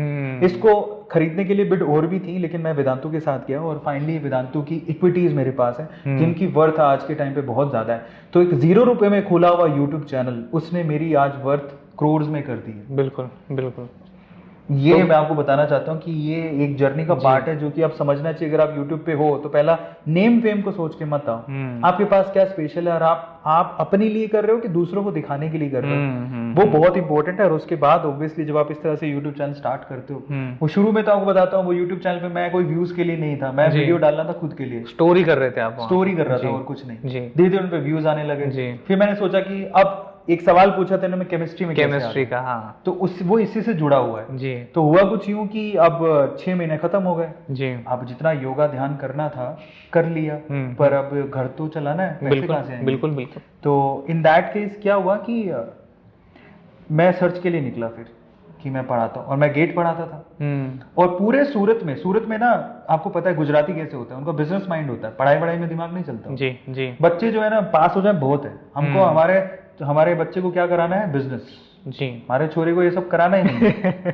तो ऐसी मेंटालिटी में गेट के कोचिंग क्या ही होंगे। हाँ। तो सूरत में गेट के कोचिंग सेंटर ना के बराबर थे। तो मैंने कहा ना के बराबर तो अपनी तो जॉब कहीं है ही नहीं। अभी एक था, वो भी उसकी बुरी हालत थी, मैं नाम नहीं लेना चाहूंगा, लेकिन वहां पर मैं ना एक लेक्चर लेने गया, डेमो लेक्चर, जब कैसा पढ़ाते हो डेमो लेक्चर दो जी। अब मजे की बात ये थी कि जब मैं डेमो लेक्चर दे रहा था तो वो डेमो लेक्चर रिकॉर्ड हो रहा था। अच्छा, वो कैमरा लगे होते हैं ना। हाँ। अब ये जो कैमरा, मुझे तो ये नहीं पता था, मुझे लगता था कैमरा जो होता है वो सिर्फ दिखाएगा, उसमें माइक भी लगा हुआ था। हाँ। कमाल की बात थी, मैं तो नई चीज देखी उस वक्त। हाँ, मुझे पता ही नहीं था। हाँ। तो रिकॉर्ड भी हो रहा था, मेरी आवाज भी सुन रही थी, और जो मेरी आवाज सुन रहा था वो खुद IIT JEE की कोचिंग कराता था। ओ ग्रेट। और 12th के बच्चों को पढ़ाता था। अच्छा। अब क्या हुआ कि गेट मेरा डेमो लिया, लेकिन पता लगा 5वें दिन बाद वो जो इंस्टीट्यूट का मालिक था वो खुद बंद कर कुरा के भाग गया। मैंने कहा अब क्या करें, पैसे तो है ही नहीं। अच्छा। तो जिसने मेरा डेमो देखा था, जिसके क्लास में वो डेमो हो रहा था, IIT JEE कोचिंग चलाता था, उसने मेरा नंबर कहीं से जुगाड़ करके मुझे कॉल किया और मुझे क्या कहता है, अरविंद भाई। कौन बोल रहे? मैं कहा जिसके वहां पर आप लेक्चर लेने आए थे, मैं वही बोल रहा हूँ। हाँ जी सर बताइए। तो वो कहता है कि अरविंद भाई मेरे पास आपके लिए ऑफर है। मैंने कहा क्या? बोले आप पढ़ाओगे तो मैं आपको पैसे दूंगा, क्योंकि मेरे को पता है कि गेट तो बंद हो गया और आपकी बुरी हालत है, मैंने सुना है, पैसे तो चाहिए आपको, तो आप आओ केमिस्ट्री पढ़ाओ हमारे यहाँ पर। मैंने आपका डेमो लेक्चर रख दिया। और वो तो स्ट्रेट फॉरवर्ड ऐसा बोला, उनको धंधे से मतलब होता है, बात हालचाल कुछ नहीं, ये धंधा है, ये पैसा मिलेगा, बात कर। मैंने कहा केमिस्ट्री पढ़े तो 8 साल हो गए, केमिस्ट्री कैसे पढ़ाऊंगा मैं तो गेट का टीचर हूँ। तो उसने मुझे एक बात बोली, अरविंद भाई एक बात याद रखना, मैंने आपको पढ़ाते देखता, पढ़ाते बड़े अच्छे हो, और जिसको पढ़ाने का टैलेंट आता है वो कुछ भी पढ़ा सकता है। बिल्कुल सही। मैंने कहा बाप रे, इतना जो कॉन्फिडेंस वो दिखा रहा था, इतना कॉन्फिडेंस मुझे खुद पे नहीं था। और वो बंदा कहता है पढ़ाते बड़े अच्छे हो, आ जाना। 5 तरह का वो डेमो रखा है और बहुत अच्छा पैसा दूंगा। अब मेरे गरीबी छा रही थी, पर मैंने सोचा यार केमिस्ट्री कौन पढ़ेगा इस गरीबी के चक्कर में, तो और ट्राई कर लेते हैं। मैंने इग्नोर कर दिया। 10 दिन का समय दिया था, 9 दिन ऐसे निकल गए, मैंने कुछ नहीं देखा। 9वें दिन बाद 10वें कॉल आता है उसका। तब टोन बदली हुई थी, क्योंकि कल उसने सबको बुला लिया कि डेमो होगा आपका। उसकी केमिस्ट्री की टीचर भाग गई थी। मुझे कॉल करके बोलता, अरविंद भाई क्या हुआ, आपने सोचा नहीं? मैंने कहा नहीं, मेरे को केमिस्ट्री नहीं पढ़ानी है, मैंने पढ़ा ही नहीं है, मैं क्या पढ़ाऊंगा। तो कहते कि अरविंद भाई मेरे लिए आ जाओ, मैंने आपके नाम पर डेमो रख दिया है, आप आओ, मुझे पता है आप बहुत अच्छा पढ़ाओगे। पर मैंने कहा मैंने तो कुछ पढ़ा ही नहीं। बोले कि आप एक बार थोड़ा सा यूट्यूब पे जाके किसी का भी केमिस्ट्री लेक्चर देख लो, मुझे पता बहुत अच्छा पढ़ाओगे, आप आधा घंटा पढ़ा दोगे, मुझे पता कन्वर्जन हो जाएंगे। इतना कॉन्फिडेंस उसने दिखाया। बिल्कुल। मैंने कहा मैं ट्राई करता हूँ, और मेरी जेबें बिल्कुल खाली थी, मैं क्या करता, मतलब बुरी हालत, अगले महीने का किराया कैसे दूंगा मुझे नहीं पता, बहुत बुरी हालत में था। तो मैंने कहा ठीक है, मैंने यूट्यूब पे किसी का एक गेस्ट लेक्चर देखा, और 12th क्लास, मुझे आज भी याद है, 12th क्लास का सॉल्यूशन चैप्टर का मैंने लेक्चर देखा पूरा। ओके, हाँ, अच्छे से याद है। जी। और वो मैं ये भी बताता हूँ किनका देखा, गब्बर सिंह ट्यूटोरियल है, डिनाई नहीं करूंगा, जिससे सीखते हैं उनका नाम लेना, ऑब्वियसली जिनसे सीखा है, जिनसे समझा है शुरुआती दौर पे, तो वो तो है। तो गब्बर सिंह ट्यूटोरियल उनका मैंने, वो बहुत अच्छा पढ़ाते हैं खुद भी, और वो ग्रीन बोर्ड पे चौक पे पढ़ाते हैं, तो मुझे बड़ा अच्छा लगता है, उनकी टेक्निक भी बड़ी अच्छी लगती थी। और केमिस्ट्री 8 साल पहले पढ़ी थी, तो कोई चाहिए, अब जाके तो किसी से नहीं पढ़ सकते, तो यूट्यूब यहाँ पे काम आया। उन्होंने बोला कि उनका पूरा लेक्चर देखा मैंने सॉल्यूशन का, और मैं पढ़ाने चला गया। फॉर्चुनेटली देखो, आप पढ़ो किसी से भी, पर टेक्निक तो खुद का होता है। बिल्कुल, ठीक है, किसी के पढ़ने से क्या होगा, डिग्री और डिलीवरी में बहुत फर्क होता है, आप सीख लोगे, लेकिन सिखाने का टेक्निक आपको खुद का ही होगा। एग्जैक्टली। तो इन दैट केस जब मैं डेमो लेने गया, उसने टोटल 15 बच्चे बिठा रखे थे, और जैसे मेरा डेमो खत्म हुआ, 15 में से 14 बच्चों ने रजिस्ट्रेशन करा लिया, हमें इन्हीं से पढ़ना है। अरे सही सर। और वो मेरा लाइफ का एक अलग ही टर्निंग पॉइंट था। वहां से मैं केमिस्ट्री टीचर बन गया। उसके बाद मैंने लगा कि, और फिर उसने बताया कि पहले उसने बोला कि मैं पहले सोच रहा था कि आपको कुछ पैसे दूंगा, लेकिन अब मैं पार्टनरशिप में आपके साथ काम करना चाहता हूँ, क्योंकि आप बहुत अच्छा पढ़ाते हो। तो वहां से उसने मुझे पार्टनरशिप ऑफर किया, वहां से केमिस्ट्री टीचर बन गया। मैंने बहुत मेहनत की उसके बाद। फिर मैंने उसके बाद बहुत सारे लोगों से केमिस्ट्री यूट्यूब पे पढ़ी। लेकिन क्या होता है ना कि जब आप YouTube पे पढ़ते हो, उसमें पूरे कॉन्सेप्ट जो होते हैं, उस वक्त इतने पर्टिकुलर लेक्चर्स नहीं थे, आपको बहुत सारी डिटेलिंग पढ़नी होती है, आप ऐसे नहीं पढ़ा सकते हो। तो फिर मैंने बुक्स भी छानी, सारी बुक्स उठाई, और रात भर मैं केमिस्ट्री के कॉन्सेप्ट में लगा रहता था। अपने आप को 1 साल में प्रो कर लिया था। और मैं आपको ये बताना चाहता हूँ कि ऐसा नहीं था कि मैं सिर्फ केमिस्ट्री पढ़ते रहता था, मैं जो पढ़ता था वो पढ़ाने चला जाता था। इसलिए मुझे केमिस्ट्री इतनी बहुत अच्छी हो गई थी कि आप जो पढ़े हो रात को, वो पढ़ाने चले जाओ और किसी को सिखा दो, तो आपको जन्म जात याद हो जाती है। बिल्कुल। तो ये जो टेक्निक है कि आप कैसे सीखो, और अगर आप सीख के सिखा रहे हो सामने वाले को, इससे अच्छी लर्निंग प्रोसेस हो ही नहीं सकती। मैंने क्या किया, पैरेलली पहले मैंने सिर्फ एक बैच पकड़ा हुआ था। 3 महीने के अंदर मैं टोटल पूरे दिन में 10 बैच पढ़ाता था केमिस्ट्री। ओके। और वो टीचर जिसने अभी पढ़ानी शुरू की है, और मैं कुछ नहीं करता था, मेरे में कॉन्फिडेंस तो बचपन से ही है। मैं ऐसे दिखाता था मेरे को सब कुछ आता है, जबकि मैं रात को पढ़ा हुआ कॉन्सेप्ट एकदम तैयार करके, मैं बहुत प्रैक्टिस करके जाता था, मैं कहीं अटकू नहीं, बहुत प्रैक्टिस करके जाता था अच्छी तरह से। और मेरा कॉन्फिडेंस प्लस वो प्रैक्टिस मुझे हमेशा बचा ले जाती थी, और बच्चों को लगता था कि पूरी केमिस्ट्री आती। ऐसे करके साल भर में, जिसको लोगों को समय लगता है, साल भर में मैंने 11th 12th की पूरी केमिस्ट्री, जिसमें जेई तक की और नीट तक की केमिस्ट्री मैंने अच्छी तरह से छान मारी थी पूरी बुक। जी। इस तरह से मैं केमिस्ट्री टीचर बन गया। तो सर यहाँ तक की तो कहानी बड़ी मजेदार थी, लेकिन आपने एक ऐसा दौर का भी मेंशन किया अपने, जहां पे you were not like employed anywhere, आप कुछ कोशिश भी नहीं, लेकिन आपने कहा था 6 महीने का आपने अपने खुद के लिए टाइम दे दिया था। उस दौरान आपने एजुकेशन भी, मतलब एजुकेशन तो हो गया था, तो उसके बाद हर माँ बाप की एक इच्छा होती है कि बंदा जो है, या फिर हमारी बंदी जो है, वो कहीं से कुछ लाएगी कुछ कमाएंगे, कहीं कुछ जॉब करेंगे या खुद का कुछ करेंगे। तो उस दौरान सर, जब कुछ भी नहीं हो रहा था, तब आपके फैमिली ने आपको सपोर्ट कैसा किया था? मैं आपको एक चीज और बताता हूँ, मेरे पापा का दूसरा पॉजिटिव पॉइंट, पहला तो वो बहुत अच्छे से मुझे गाइड किए लाइफ में, दूसरा पॉजिटिव पॉइंट, वो आज भी बड़े खुददार हैं जी। और वो आज भी मुझे कहते हैं, तू तेरे लाइफ में पाँव पे खड़ा हो गया, यही मेरे लिए बहुत है। वो मुझसे कुछ नहीं मांगते। बहुत बड़ी बात है। आज भी वो मुझसे कुछ नहीं मांगते। उनके पास उन्होंने जितना बनाया अपनी जिंदगी में, वो कहते हैं मैं इसमें खुश हूँ, मैं अपनी जिंदगी गुजार लूंगा, तुझे देख के मुझे बड़ा अच्छा लगता है, मुझे तुझसे कुछ नहीं चाहिए। ये मेरे पापा के वर्ड्स हैं, जो मुझे हर बार जब भी फोन पे बात होती है मुझे वो बोलते हैं। दूसरा, यानी कि उनका मुझसे कोई एक्सपेक्टेशंस नहीं थे, ना कभी रहे ना आज हैं। और पता है, यहीं से खुददारी, एक दिन जब पता है, इट्स ऑल अबाउट एनवायरनमेंट। जब आपको एनवायरनमेंट ऐसा मिलता है तो आप भी वैसे हो जाते हो। एक दिन मैं आपको बताता हूँ, मेरा पर्सनल बिलीव है कि जब आप कोई छोटी चीज छोड़ते हो तो आपके लिए बड़ा रखा होता है। बिल्कुल। तो मेरा ऐसा अमीर बनने का सपना शुरू से ही था कि I just want to be rich. मैं मरना चाहूंगा तो भी अमीर ही मरना चाहूंगा, क्योंकि अमीरियत पानी इतनी आसान नहीं है, वहां पे बहुत हार्डवर्क लगता है। लोगों को लगता है कि पैसा पैसा सब कुछ नहीं होता, लेकिन बिलीव मी, जब आप पैसा को अहमियत देते हो और उसके कमाने के लिए मेहनत करते हो, वो आपको जीने का मकसद भी देता है जी। तो आप समझिए, earning is very much important, पैसा मायने रखता है। ठीक है। सो इन दैट केस मैंने अपने पापा को एक बार कॉल किया, और मैं तब कॉल कर रहा था जब मैं खुद स्ट्रगल कर रहा था। बिल्कुल। मैंने पापा को कॉल किया, मुझे आज भी याद है कि मैंने कहा आपके पास, पापा मेरी एक रिक्वेस्ट है कि आपके पास जो भी है मैं इकलौता हूँ और मेरी 2 सिस्टर है। मैंने कहा आपके पास जो भी है आप एक वसीयत बनवाओ कि उसमें मेरा कोई हक नहीं है, मुझे कुछ नहीं चाहिए, आप मेरा जो भी होगा सिस्टर्स को दे देना, आप जिसको देना चाहो, पर मैं कुछ नहीं लेना चाहता आपसे। मैंने क्यों किया, मैं उस वक्त बुक्स पढ़ रहा था और मुझे ये चीज़ मैंने कहीं पढ़ी थी कि जब छोटी चीज़ छोड़ते तो कुछ बड़ा लिखा होता है। तो अब पापा हमेशा बोलते थे मुझे तुझसे कुछ नहीं चाहिए, तू पाँव पे खड़ा हो जा। तो मैंने वाइसा वर्सा पापा को बोलना शुरू किया कि मुझे आपसे भी कुछ नहीं चाहिए, मैं खुद कमा लूंगा। ओके। जब आप ऐसा बोलते हो ना मुझे आपसे कुछ नहीं चाहिए, मैं खुद कमा लूंगा, मैं अपनी जिंदगी खुद बनाऊंगा, तो क्या ना ऊपर वाला फिर आपका साथ देता है। और उस टाइम पे जब मैंने ये मेंशन भी किया, मैंने एक छोटी सी वीडियो बनाई थी, मैंने बताया भी था कि मैंने अपने डैड को ऐसा बोला, वो आज वो इतना वो जो चीज़ है वो आज मुझे मेरे लिए ब्लेसिंग और आशीर्वाद के जैसे है कि मैंने इतना हार्डवर्क किया कि आज मैंने जितना एम्पायर खड़ा किया मेरे कर्नाटका में, यहाँ पर बेंगलोर में कभी नहीं सोचे थे। मैं कभी स्ट्रगल करके ऐसे सोचता था कि मैं फ्लैट भी कभी लूंगा क्या, औकात ही नहीं थी। आज मेरे बेंगलोर में 2 फ्लैट्स हैं और इट्स नॉट अबाउट कि मैं शो ऑफ कर रहा हूँ, ऐसा नहीं है। बहुत मेहनत करके बहुत मेहनत की है उसके लिए। सपनों का घर चाहिए था, वो सपनों का घर मैंने खुद का बनाया है और अच्छा खासा स्टैंड हो गया हूँ। और वो इसी वजह से कि मैंने छोटी सी छोड़ी। कई बच्चे ऐसे होते हैं कि माँ बाप की क्या है आपके पास, कितने हैं, वसीयत क्या है, सब पे नजर रहती है। जी। मेरे साथ ऐसा कोई सीन, मैंने आज तक कभी नहीं पूछा पापा आपके पास क्या है और मुझे चाहिए कुछ नहीं। उनको आज ही बोलता हूँ कि मेरे जो दीदी हैं या फिर उनके जो बच्चे हैं आप उनके नाम करके आराम से चले जाना, मुझे कोई प्रॉब्लम नहीं है। आप खुददार हो तो मैं भी खुददार हूँ, आप ही का बेटा हूँ। बहुत सही सर। तो ये रहा है, ये एक चीज है, मतलब एक बहुत बड़ा टेक अवे इससे कि बच्चे जब ये ऐसा सोचने लग जाते हैं कि आप हमारे साथ हो, आपका भरोसा हमारे साथ है, ये हमारे लिए काफी है।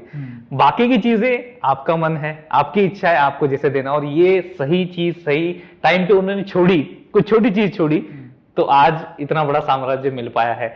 बट सर आपने यूट्यूब का अभी बताया, जिक्र किया कि आपने शुरुआत की, तो कई लोग ये भी कहते हैं कि शुरुआत तो A2 सर ने की थी अपनी टीचिंग से, यूट्यूब पे भी वैसे ही आए वो, लेकिन फिर अब जो है पूरा रडार चेंज हो गया, रेंज चेंज हो गया है, अब आ गए हैं वो मोटिवेशन के मैदान में। तो ये ट्रांसफॉर्मेशन कहां से हुआ? एक्चुअली जब मैं केमिस्ट्री पढ़ा रहा था, मैंने आपको उससे पहले बताया था कि मैं कॉलेजेस में जाके लोगों को मतलब ऐसे चला जाता था, 500 सेमिनार मैंने लिए, गेट की इंपॉर्टेंस के बारे में बताता था। जी। तो वहां पर क्या है ना, आप सिर्फ गेट की इंपॉर्टेंस के बारे में बता के लोगों को कन्वर्ट नहीं कर सकते, आपको एक मोटिवेशन भी देना होता है कि आप जिंदगी में कुछ करोगे। तो मैं बहुत अच्छे तरीके से मैं कॉलेज में जाके अंदर समझाया करता था, it's not about get only. आप गेट के बारे में भाषण दोगे कोई नहीं सुनेगा, लेकिन जब आप मोटिवेट करोगे इंटरनली तो वो समझ पाएगा गेट की इंपॉर्टेंस क्या है। तो ये मोटिवेशन देना, लोगों से बात करना, इस तरह से क्राउड में फ्रीली चले जाना, मेरा फियर था ही नहीं, ये शौक मुझे शुरू से ही था। जी। लेकिन क्योंकि जिंदगी के थपेड़े पड़े, पैसे नहीं थे, तो केमिस्ट्री में आ गए, टीचर बन गए। लेकिन जब मैं केमिस्ट्री पढ़ाता भी था तभी बहुत एंजॉय करवाता था। मैंने ऐसा नहीं था कि सिर्फ नॉर्मल पढ़ाता था, मैं वहां पे क्लासेस में मोटिवेट भी करता था, उनकी लाइफ की प्रॉब्लम्स होती सॉर्ट आउट भी करता था। तो एक बहुत ही जॉयफुल लेक्चर होता था मेरा, इसी वजह से मैं फेमस हो गया था। बिल्कुल। तो अब फाइनली मुझे लगा कि मैं पूरी उम्र, तो अब मैं थोड़ा सा, जब आप सही स्टेज पे चले जाते हो तो फिर सोचने लगते हो। हमेशा ये बड़ा इंपॉर्टेंट स्टेज आ जाता है जब पैसा इंपॉर्टेंट होता है तब आप सोच नहीं पाते अपने बारे में। हाँ। लेकिन जब पैसे की इंपॉर्टेंस थोड़ी कम होने लगती है तब आप अपने बारे में सोच पाते हो। तो ऐसा मेरी लाइफ में बहुत बार हुआ। तभी फाइनली मैं एक अच्छी स्टेज पे पहुंच गया, अच्छा खासा केमिस्ट्री में अर्न कर रहा था, तब पैसा आ गया था मेरे पास। तो मैंने सोचा कि अब मैं अपने आप पे ध्यान दूं, अपने हॉबीज पे ध्यान दूं, मैं क्या चाहता हूं मैं वो करूं, वो बहुत इंपॉर्टेंट था मेरे लिए।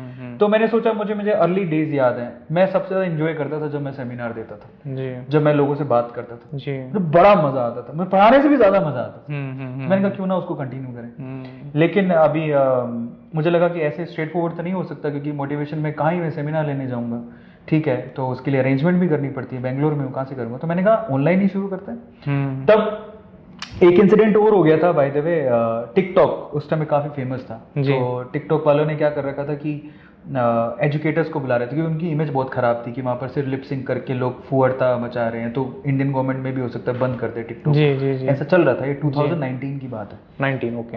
तो सितंबर में उन्होंने ना सारे जो यूट्यूब के जो टॉप एजुकेटर थे, जो पढ़ाते थे जी, तो मैं भी केमिस्ट्री में फेमस था, तो हम सबको बुलाया दिल्ली जी। हम गए जी, और मुझे लगा कि बड़े इज्जत से बुला रहे हैं, टिकटॉक का क्या ही औकात है यूट्यूब के सामने, यूट्यूबर्स बड़े होते हैं, टिकटॉक क्या है। आज भी हम यही सोचते हैं, बट टिकटॉक बहुत बड़ा प्लेटफॉर्म है, वो तो है। तो गए, अपनी टशन में थे हम यूट्यूबर, वहां जाके चेयर्स पे बिठा दिया, बैठ जाओ।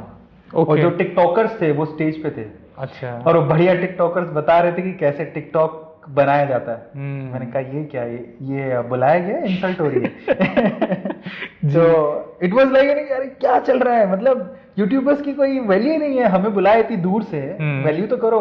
पीछे पीछे बिठा दिया है। और जो टिकटॉकर्स है उनको सेलिब्रिटीज की तरह ट्रीट किया जा रहा था कि अब आएंगे हमारे पास ये टिकटॉकर, आपको बताएंगे। मैंने कहा ये क्या हो रहा है।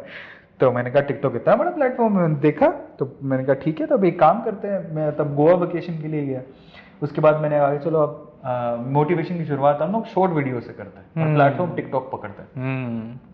तब मैं पहला ऐसा टिकटॉकर वीकेंड से वीडियो क्रिएटर था। है ना, इमेज खराब हो जाती है, पर पहले मैं यूट्यूबर था। ठीक है जी। नहीं, पर ऐसा नहीं है, अपने आप में प्लेटफॉर्म सारे बड़े ही होते हैं। तो मैं पहला ऐसा यूट्यूबर था जो कि शॉर्ट प्लेटफॉर्म पे एजुकेशन में यूट्यूबर था बाय द वे, जो कि शॉर्ट प्लेटफॉर्म पे गया। उसने एक फॉर्मेट फिक्स किया, मेरा फॉर्मेट दिया हुआ था। टिकटॉक पे पहले क्या होता था कि ऐसा रखा वर्टिकल, नाच किया, ऐसा वीडियो बना दी। मैंने क्या किया, इस पूरी स्क्रीन को, जो वर्टिकल स्क्रीन थी, उसको 2 पार्ट में डिवाइड किया। ऊपर वाले पार्ट में मैंने वीडियो चलाई जो नीचे में बोल रहा था। ये जो फॉर्मेट था ये पूरे इंडिया में मेरा ही शुरू किया हुआ है। ओके, हाँ जी। और इस फॉर्मेट के दम पे मैंने टिकटॉक में जो हम जिनको स्टेज पे देख रहे थे उनके 1 मिलियन के करीब फॉलोवर्स थे। 6 महीने में 7.2 मिलियन फॉलोवर्स। अरे तगड़ा जवाब।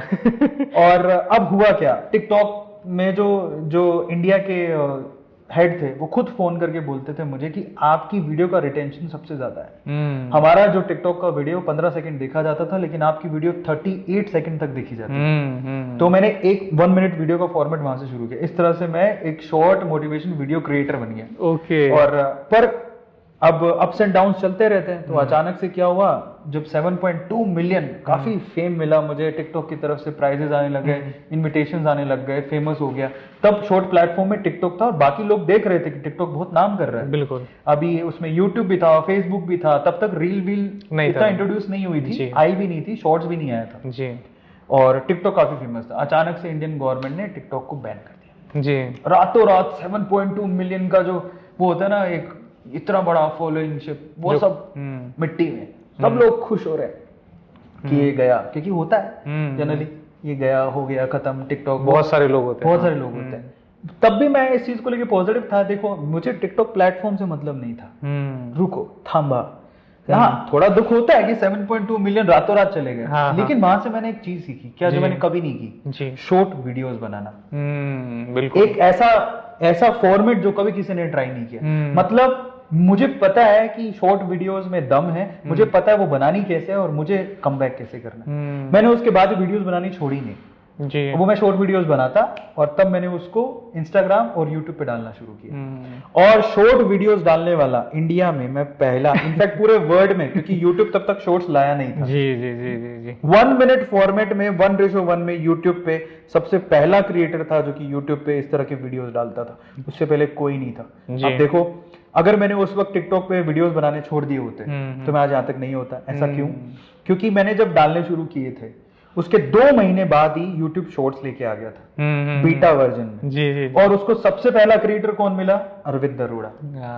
उसने मतलब रातों रात मेरा जो चैनल है, मतलब जो घिस के चल रहा था चैनल, 1 महीने के अंदर तो मैंने 1 मिलियन क्रॉस कर दिया था। ओह माय गॉड, 1 महीने में 1 मिलियन टच कर दिया सर आपने। 10 लाख मैंने टच कर दिया था। और अब 2 सालों में तो आपको पता ही है कि इन 2 सालों में तो हमने 13.7 मिलियन पे पहुंच गए हैं सिर्फ 2 सालों में। डायमंड बटन भी आ गया है। और सर एक उससे जुड़ा हुआ एक किस्सा था, जो मैं सर से पहली बार मिलने गया था। तो मैं बोला सर फोटो हो जाए, तो सर बोला अरे आइए ये फोटो खिंचवाते हैं। तो मैं फोटो खिंचवाने के लिए खड़ा हो गया और फिर सर ने कुछ कहा मुझे, बोले वो टेबल पे कुछ है। बोला सर डायमंड बटन है। तो डायमंड बटन मैंने यहाँ पे, मैं बोला सर मैं बाइसेप मारा था सर उस दिन, मेरा ये दर्द कर रहा था। तो मैं बोला सर पक्का? बोले हाँ उठाओ। तो बोले समझ में आया कितना भारी है? बोला सर बहुत भारी। तो मैंने वो पकड़ा और फोटो खींचा। अब जब ये फोटो मैंने डाला सोशल मीडिया पे, लोग मुझे बोल रहे हैं अरे एटू सर से आप मिले? बोला हाँ मिला। उसके बाद आता है अरे एटू सर ने अपना डायमंड बटन आपको दे दिया। मैं बोला नहीं भाई डायमंड बटन नहीं दिया है। ये बड़ी गलतफहमी जो है वो सोशल मीडिया पे आ गई। तो दोस्तों एक तरीके से वो सर का बड़प्पन था कि उन्होंने मुझे वो डायमंड प्ले बटन होल्ड करने दिया। ऐसा कुछ नहीं था कि सर ने दे दिया। अब मेरे को एक बात बताओ यार, कैसे सोच भी कैसे सकते हो तुम लोग कि इतनी मेहनत से इतनी वजनदार चीज जो कमाई जाती है। नहीं, पर मैं ये कहना चाहता हूँ कि ये जो डायमंड प्ले बटन आया है वो आप लोगों के प्यार की वजह से है जी। वो सिर्फ रखी है हमारे ऑफिस में, पर उस पे जो हक है वो सब लोगों का है। So, ऐसा बिल्कुल बिल्कुल बिल्कुल सर। तो अब एक ऐसा सवाल मैं पूछना चाहता हूं जो कि मोस्टली मैं हर एक जो हमारे लाइक गेस्ट रहते हैं उनसे मैं पूछता हूं। देखिए सर, हम सभी अच्छा काम करते हैं, जो गेस्ट हमारे यहाँ पे आ रहे हैं वो भी अच्छा काम कर रहे हैं, आप तो बेहतरीन काम कर रहे हैं, बट ये भी एक फैक्टर रियलिटी है कि हम एट द सेम टाइम हमारे काम से सबको खुश नहीं रख सकते। कोई ना कोई किसी दुनिया के किसी कोने में कोई दुखी आत्मा होगी जो आपके काम को नापसंद करते होंगे या फिर at the worst case hate करते होंगे। तो ऐसे कुछ वाकये आप शेयर करना चाहेंगे हेटरेड के, कि जहां पे लोगों ने आपको टारगेट किया या फिर कुछ कंट्रोवर्सी क्रिएट करने की कोशिश की, एंड आपने उस चीज को कैसे हैंडल किया? देखो, पहली बात तो ना, जो कुछ भी होता है लाइफ में अच्छे के लिए होता है और कुछ ना कुछ सिखा के जाता है आपको। और इसमें ये चीज भी आती है, जब आपको टारगेट करते हैं तब एक्चुअल में क्या होता है ना, एक अंतर्द्वंद्व है जिससे आप लड़ रहे होते हो, उससे लड़ना भी बहुत जरूरी होता है। पता है, मैंने लाइफ में ये भी सीखा है कि बाहर इतने दुश्मन नहीं है जितने आपके अंदर ही दुश्मन बैठे हैं, जहां से आपको ना सेल्फ डाउट आने लगता है कि यार मैं कुछ किसी लायक हूं भी कि नहीं। अगर वो जंग जीत गए तो आप दुनिया में किसी से भी जंग जीत जाओगे। और ये होना बड़ा जरूरी है ताकि आपके सेल्फ डाउट आए और आप उसको कॉन्कर करो और आपका कॉन्फिडेंस आप पे और ज्यादा बढ़ जाए। अब लाइफ में से बहुत बार हुआ। एक इंसिडेंट है जहां पर मुझे किसी टीचर ने बोला कि नीट का, मैं नाम नहीं लेना चाहूंगा, बट नीट का जो डेट है वो आ गया है, वो फॉल्स न्यूज़ थी। और उन्होंने बोला कि आप बना दो, वीडियो बना दो। मैंने क्रॉस चेक नहीं किया, मैंने वीडियो बना दी। और नहीं, उससे भी पहले एक बहुत बड़ा इवेंट हुआ था मेरे साथ, वो शेयर करता हूँ, इससे भी बेहतर जी। तो इसको काट देते हैं। एक दूसरा इवेंट जी। एक्चुअली जब कोरोना का टाइम चल रहा था उस टाइम पे ये था बच्चों में कि नीट का एग्जाम करवाना चाहिए कि नहीं करवाना चाहिए। तो अब मैं मोटिवेशनल काइंड ऑफ स्पीकर हूँ, मुझे ऐसा लगता है कि काम रुकना नहीं चाहिए, ये सब चीज़ें तो आती रहेंगी जाती रहेंगी। तो तब गवर्नमेंट स्टेप्स भी उठा चुकी थी बहुत सारे प्रिकॉशंस के जी, है ना, और बहुत अच्छे तरीके से एग्जाम कंडक्ट करवाने की बात चल रही थी कि हम बहुत अच्छे तरीके से करवाएंगे, गवर्नमेंट रिस्पॉन्सिबिलिटी ले रही थी। लेकिन वहां पर ऑब्वियसली दो तरह के बच्चे होते हैं। पहले तो इंटेलिजेंट ऐसे बच्चे जो कि तैयारी कर चुके हैं साल भर, उनको पता है कि एग्जाम होए तो मेरा सिलेक्शन पक्का हो जाएगा, ऐसे लोग फेवर में थे। दूसरे वो लोग भी फेवर में थे जो 2-2 साल से तैयारी कर रहे। अब हमको तो उस वे से देखना था। एक टीचर का कर्तव्य क्या होता है, मैं एक टीचर हूँ, मैं पढ़ाता हूँ, बच्चों का भला तो तभी होगा ना जब वो एग्जाम देंगे, सिलेक्शन होगा, जो 2-2 साल से तैयारी कर रहे। लेकिन उनमें आपको पता होना चाहिए कि नीट के एग्जाम के लिए टोटल 15-16 लाख बच्चे फॉर्म भरते हैं जी, उसमें से तैयारी कितने ही करते हैं। 80,000 सीट्स हैं पूरे इंडिया में, तो गलत नहीं है। 80,000 सीट बच्चे भी इतने हैं जो ढंग से शिद्दत से तैयारी करते हैं। बिल्कुल, अदरवाइज तो कई बच्चे तो तैयारी करते ही नहीं है, सिर्फ टाइम पास के लिए फॉर्म भरते हैं। तो उनमें से 80-90% बच्चे ऐसे थे जिन्होंने ढंग से फॉर्म ऐसे टाइम पास के लिए भरा था, ढंग से तैयारी नहीं थी। अब वो क्या कहते हैं, हमें टाइम चाहिए, मत एग्जाम कंडक्ट कराओ। और उन्होंने कोरोना को शील्ड के जैसे यूज किया कि कुछ हो जाएगा, कल को कुछ हो गया तो कौन रिस्पॉन्सिबिलिटी लेगा। हाँ। तो ऐसा होता है जी, मैं उनको भी गलत नहीं ठहरा रहा हूँ, उनमें से कई लोग जेन्युइन भी होंगे, ऑब्वियसली अपनी कोरोना को लेके डर था ही उस टाइम पे। बिल्कुल सर, मैं गलत नहीं बोल रहा हूँ, लेकिन हर एक इंसान का पॉइंट ऑफ व्यू होता है। मेरा ऐसा पॉइंट ऑफ व्यू था कि जब गवर्नमेंट खुद शिद्दत से आगे आ रही है तो क्यों ना सपोर्ट किया जाए, बच्चों को बोला जाए जाओ एग्जाम दो, क्या होगा, कुछ नहीं होगा, सब कुछ बढ़िया होगा। आप मास्क पहन के जाओगे, सब कुछ अच्छे से करके जाओगे तो क्यों प्रॉब्लम होगी। तो मैंने लाइव में गलती से मैंने बोल दिया कि एग्जाम होना चाहिए और हमको एग्जाम देना चाहिए।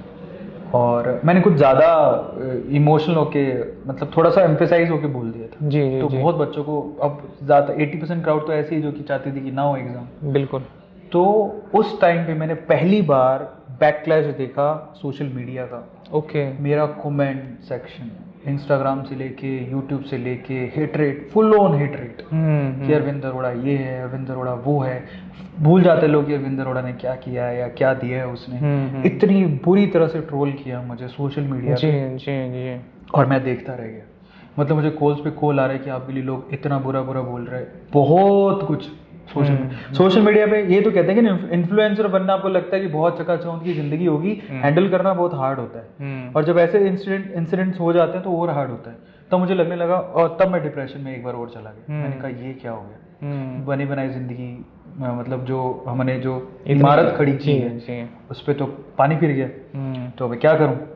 तो मैंने फाइनली 2-3 दिन तक पूरे, अब उसमें तरीके क्या होते हैं वो समझने जरूरी है। 2-3 दिन तक मैंने कोई वीडियो नहीं करी, सोशल मीडिया से पूरी तरह से दूर हो गया जी। बहुत जरूरी है, अपने आप को दूर कर लो, अदरवाइज आप डिप्रेशन में चले जाओगे। ठीक है, और होता क्या है, हर एक चीज की उम्र होती है, आप जितना अवॉइड करोगे उतना वो चीज हल्की होती चली जाएगी। कोई गाली निकालेगा, कितनी देर तक निकालेगा, पर वो फेज को वो हुआ तो मुझे समझ में आया कि इन सब चीजों को टैकल कैसे किया जाता है, क्योंकि बहुत बड़ी बड़ी पर्सनैलिटीज के साथ बहुत कॉन्ट्रोवर्सीज होती है। बिल्कुल, उसको टैकल करने का तरीका क्या है, या एक बार अपने आप को दूर कर लो। फिर मैंने क्या किया, अपने आप को दूर किया। 2-3 दिन तक मैं सोशल मीडिया पे दिखा ही नहीं, no activity, nothing, no lectures, कुछ नहीं जी। 3 से 4 दिन बाद जब मामला ठंडा हुआ तो मैंने आके माफी मांगी, और ये जरूरी भी है। पता क्या होता है, ये हमारा, मैं फिर से कह रहा हूँ कि किसी को दोष मत नहीं देना है, मुझे नहीं देना है किसी को दोष, तो मेरी भी गलती थी, मेरा पॉइंट ऑफ व्यू था जी। लेकिन मैं किसी पे थोप तो नहीं सकता हूँ, और हो सकता है उसमें किसी का इमोशंस भी हो, किसी के घर पे वाकई में तबीयत खराब हो, या फिर कोरोना से वाकई में डर हो, बिल्कुल मैं कौन होता हूँ बोलने वाला जी। तो मैंने कहा कि ये मेरा पॉइंट ऑफ व्यू था, फिर भी मैंने सॉरी बोला सोशल है आके कि मैं किसी को हर्ट नहीं करना चाहता था। मैंने उस टाइम पे ये हुआ है मेरे साथ, लेकिन मैं इसको पॉजिटिव वे में लेता हूँ, क्योंकि उससे मुझे समझ में आया कि किस तरह से सोशल मीडिया को टैकल करना चाहिए। हर चीज एक लर्निंग देती है। उसके बाद एक इंसिडेंट और हुआ था, मैं वो भी शेयर करता हूँ, मैंने कभी बताया जी जी। ये जो LGBTQ कम्युनिटी होती है जी, आपको जी। सबको पता होगा, बहुत ही रिस्पेक्टेड कम्युनिटी है जी, और बहुत ही स्ट्रॉन्ग कम्युनिटी है। मैं खुद बहुत ज़्यादा रिस्पेक्ट करता हूँ, मेरे बहुत से दोस्त हैं इस कम्युनिटी से। अब आज से 4 साल पुराना कोई एक लेक्चर था जी। उस 4 साल पुराने लेक्चर में, क्योंकि मैं थोड़ा फन में से पढ़ाता हूँ, तो 4-4.5 साल हो गए थे, उसमें मैंने कुछ बोल दिया था, और वो ये था कि मतलब वो थोड़ा करेक्टराइज करता था इस चीज़ को। तो अब वो था 4 साल पुराना, इतनी समझ थी नहीं इस चीज़ को लेके कि ये बहुत सेंसिटिव मुद्दा है। बिल्कुल 4 साल बाद तो मुझे ऐसा लगा कि हाँ होता है, जब आप सोशल मीडिया पे थोड़े फेमस हो जाते हो तो शुरुआती दौर पे, हाँ शुरुआती दौर में लोग शुरुआती दौर की चीज़ें लेके आते हैं, हमने ऐसा बोला था। तो मैं काफ़ी फेमस था, IT मोटिवेशन में काफ़ी अच्छा चल रहा था। उस टाइम पे किसी ने 4 साल पुरानी एक वीडियो उठाई और उसको मुद्दा बनाया कि ये देखो ये टीचर ऐसे बोलता है जी LGBTI कम्युनिटी के लिए। उसने हालांकि ऐसा था नहीं, लेकिन उसे रिलेट कर दिया गया और बहुत हेट रेट मिला, बहुत। और लिटरली मेरे इंस्टाग्राम पे LGBTQ कम्युनिटी वाले बहुत सारे ऐसे लोग थे जो कि बहुत LGBTQ कम्युनिटी में फेमस और बहुत एक्टिव हैं। उन्होंने मुझे भयंकर ट्रोल करना शुरू कर दिया, बहुत बुरी तरीके से। ये मेरे साथ अब दूसरी बार हो रहा था।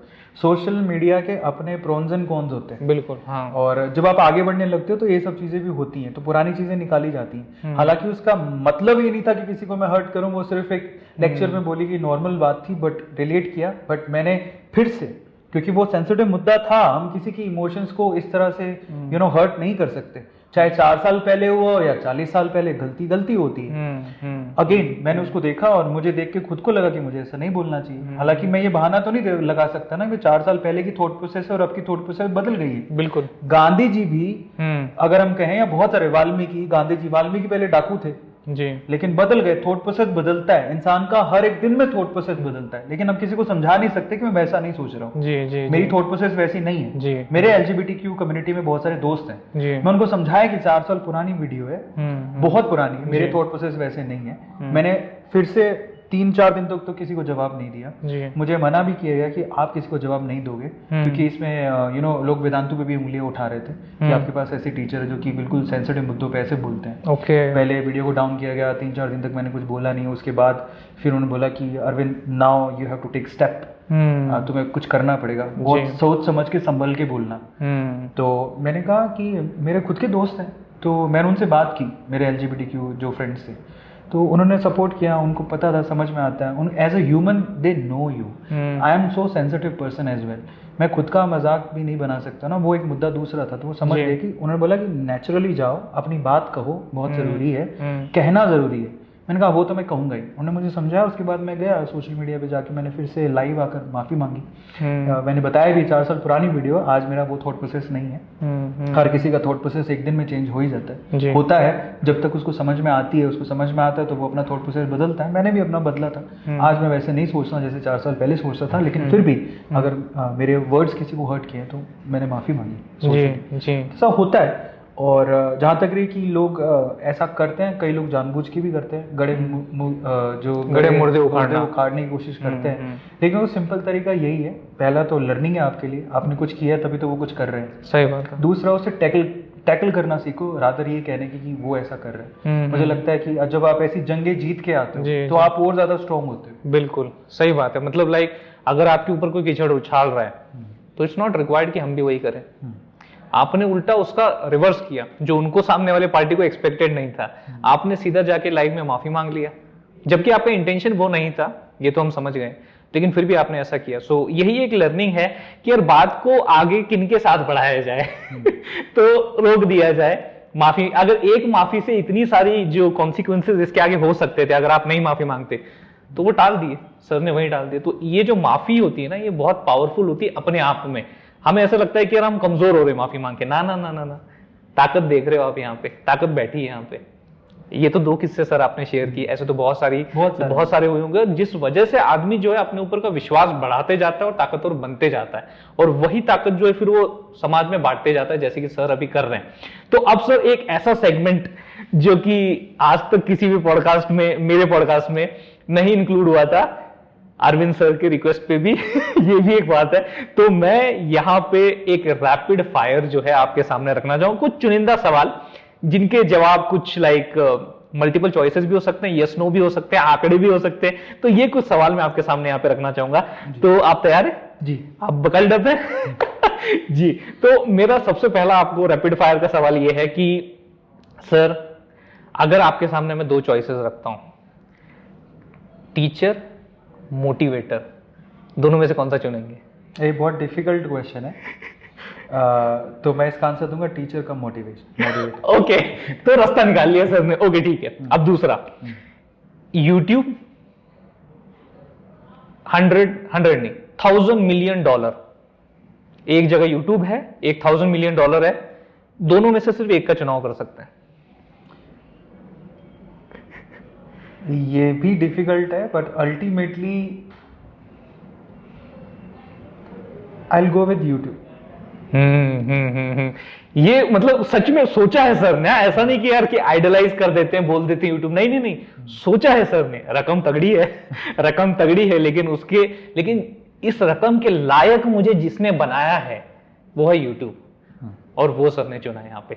अब एक फन वे में थोड़ा सा लाइक इफ यू परमिट, एक क्वेश्चन में पूछना चाहूंगा आंकड़ों से जुड़ा हुआ। सर आपने बताया इंजीनियरिंग में आपके कई सारे बढ़िया बढ़िया किस्से थे, तो अगर मैं गर्लफ्रेंड्स की बात करूं, आपने जैसे कि खुला मेंशन किया, तो मुझे भी एक कॉन्फिडेंस मिला आपसे पूछने का, कितने गर्लफ्रेंड थे सर शादी से पहले? मतलब कितने अभी तक गर्लफ्रेंड थे आपके?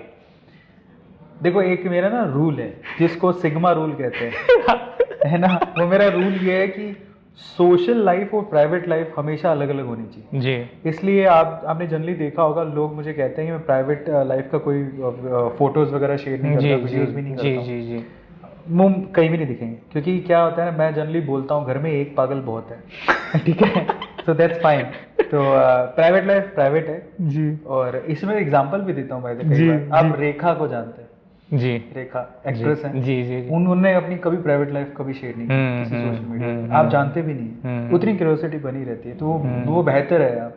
हाँ, तो वो बस बनाए रखना चाहते हैं। इसलिए मैं कभी ब्लॉगर नहीं बन सकता हूँ, मैं जनरली वो नहीं कर सकता। सर अभी हमने पदार्पण किया है इस ब्लॉगिंग में, तो हमें तो सारा अपना जो किस्सा है वो खुला रखना पड़ेगा जनता के सामने। पर ठीक है, कोई नहीं, आपने यहाँ पे आंकड़ा तो हमें बताया नहीं, बट हम सबको अभी पता चल गया किससे थे। कोई दिक्कत मैं I am one women man only. हाँ नहीं, वो तो है, वो तो अभी सर रहना भी पड़ेगा अभी सर नहीं तो नहीं, this is by choice not by chance. तो चलिए एक और आखिरी और बड़ा ही लाइक इंपॉर्टेंट सवाल मैं आपके सामने यहाँ पे रखना चाहूंगा कि फैमिली, जिसमें कि अगर मैं आमतौर पे बात करूं तो आपके माँ बाप, और दूसरी अगर मैं बात करूं तो आपके जो एक तरीके से चाहने वाले हैं, जो इतने चाहने वाले, मतलब ये देखिए मैं यहाँ पे क्वालिटी क्वांटिटी ये सब आपके सामने रख रहा हूं। यहाँ 2 लोग हैं और यहाँ पे सर करोड़ों लोग हैं।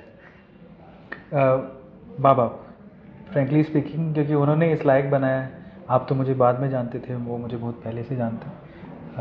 वो नहीं होते तो शायद मैं यहाँ होता ही नहीं, आपके बीच होता ही नहीं। और मेरे ख्याल से जितने व्यूअर्स हैं वो इस चीज़ को सपोर्ट करेंगे। माँ बाप से ऊपर कुछ भी नहीं होता है।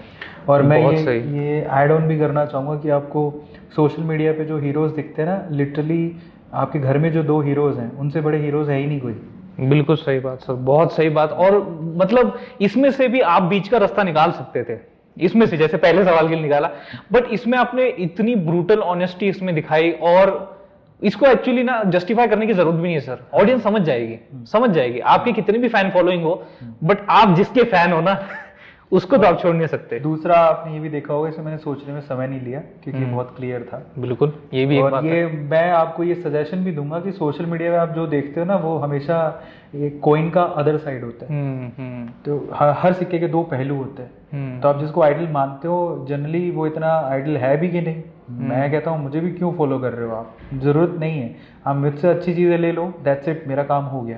पर अगर आपको आइडल मानना है तो आपके माँ बाप से ज्यादा आइडल कोई हो ही नहीं सकता। अब बताइए इससे ज्यादा अभी कह भी क्या सकते हैं, और इससे अच्छी और इससे सच्ची बात और कह भी क्या सकते थे इस पॉडकास्ट को अंत करने से पहले। तो सर मैं इस पॉडकास्ट का अंत करूं उससे पहले, इस दुनिया में जितना भी बड़ा थैंक्स एग्जिस्ट करता है, मैं वो आपको अर्पण करना चाहूंगा, आपको देना चाहूंगा कि आपने अपने कीमती समय निकाला, बिजी शेड्यूल में से टाइम निकाला, आप यहाँ पे आए, यहाँ आप बैठे, इतनी खूबसूरत, इतनी सच्ची, इतनी अच्छी बातें की। एक तरीके से मैं अपने तरीके से कहता हूँ, आपने अपनी जिंदगी का पूरा कच्चा चिट्ठा खोल के रख दिया मेरे सामने। तो thank you for that sir, thanks a lot. Thank you so much for inviting. और जितने भी व्यूअर्स हैं, मैं आपसे कहूँगा फिर से कि अच्छी चीज़ों पे गौर करो। आपके आसपास बहुत अच्छी चीज़ें हैं जिनसे आप अपनी ज़िंदगी को बहुत बेहतर बना सकते हैं। और उनमें से एक अच्छी चीज़ है 5 मिनट इंजीनियरिंग का चैनल भी है, सब्सक्राइब ज़रूर कर लें क्योंकि ऐसे अमेजिंग सेशंस आपको और कहीं मिलेंगे, मुश्किल है। सो सब्सक्राइब द चैनल और पॉजिटिव चीज़ों पे ध्यान रखिए। Positivity is very much important. Life बहुत छोटी है। सही बात है, यही लेके जा रहा हूं मैं आज। मैं कहता हूं ना, मैं पॉडकास्ट से बहुत कुछ सीख के जाता हूं। आज इस पॉडकास्ट से आप सोचें क्या लेके जा रहा हूं, पॉजिटिविटी। कुछ भी हो उसमें से भाई मेरे मतलब की सही वाली चीज निकल जाए, मैं ग्रो हो जाऊं, यही चीज आज मैंने यहाँ पे इस पॉडकास्ट के थ्रू सीखी है। और आई होप आपको भी सेम डिलीवर हुआ होगा। तो दोस्तों इस पॉडकास्ट को जरूर शेयर कीजिए अपने सारे दोस्तों के साथ। थैंक्स अ लॉट दोस्तों for watching this podcast. Thank you so much.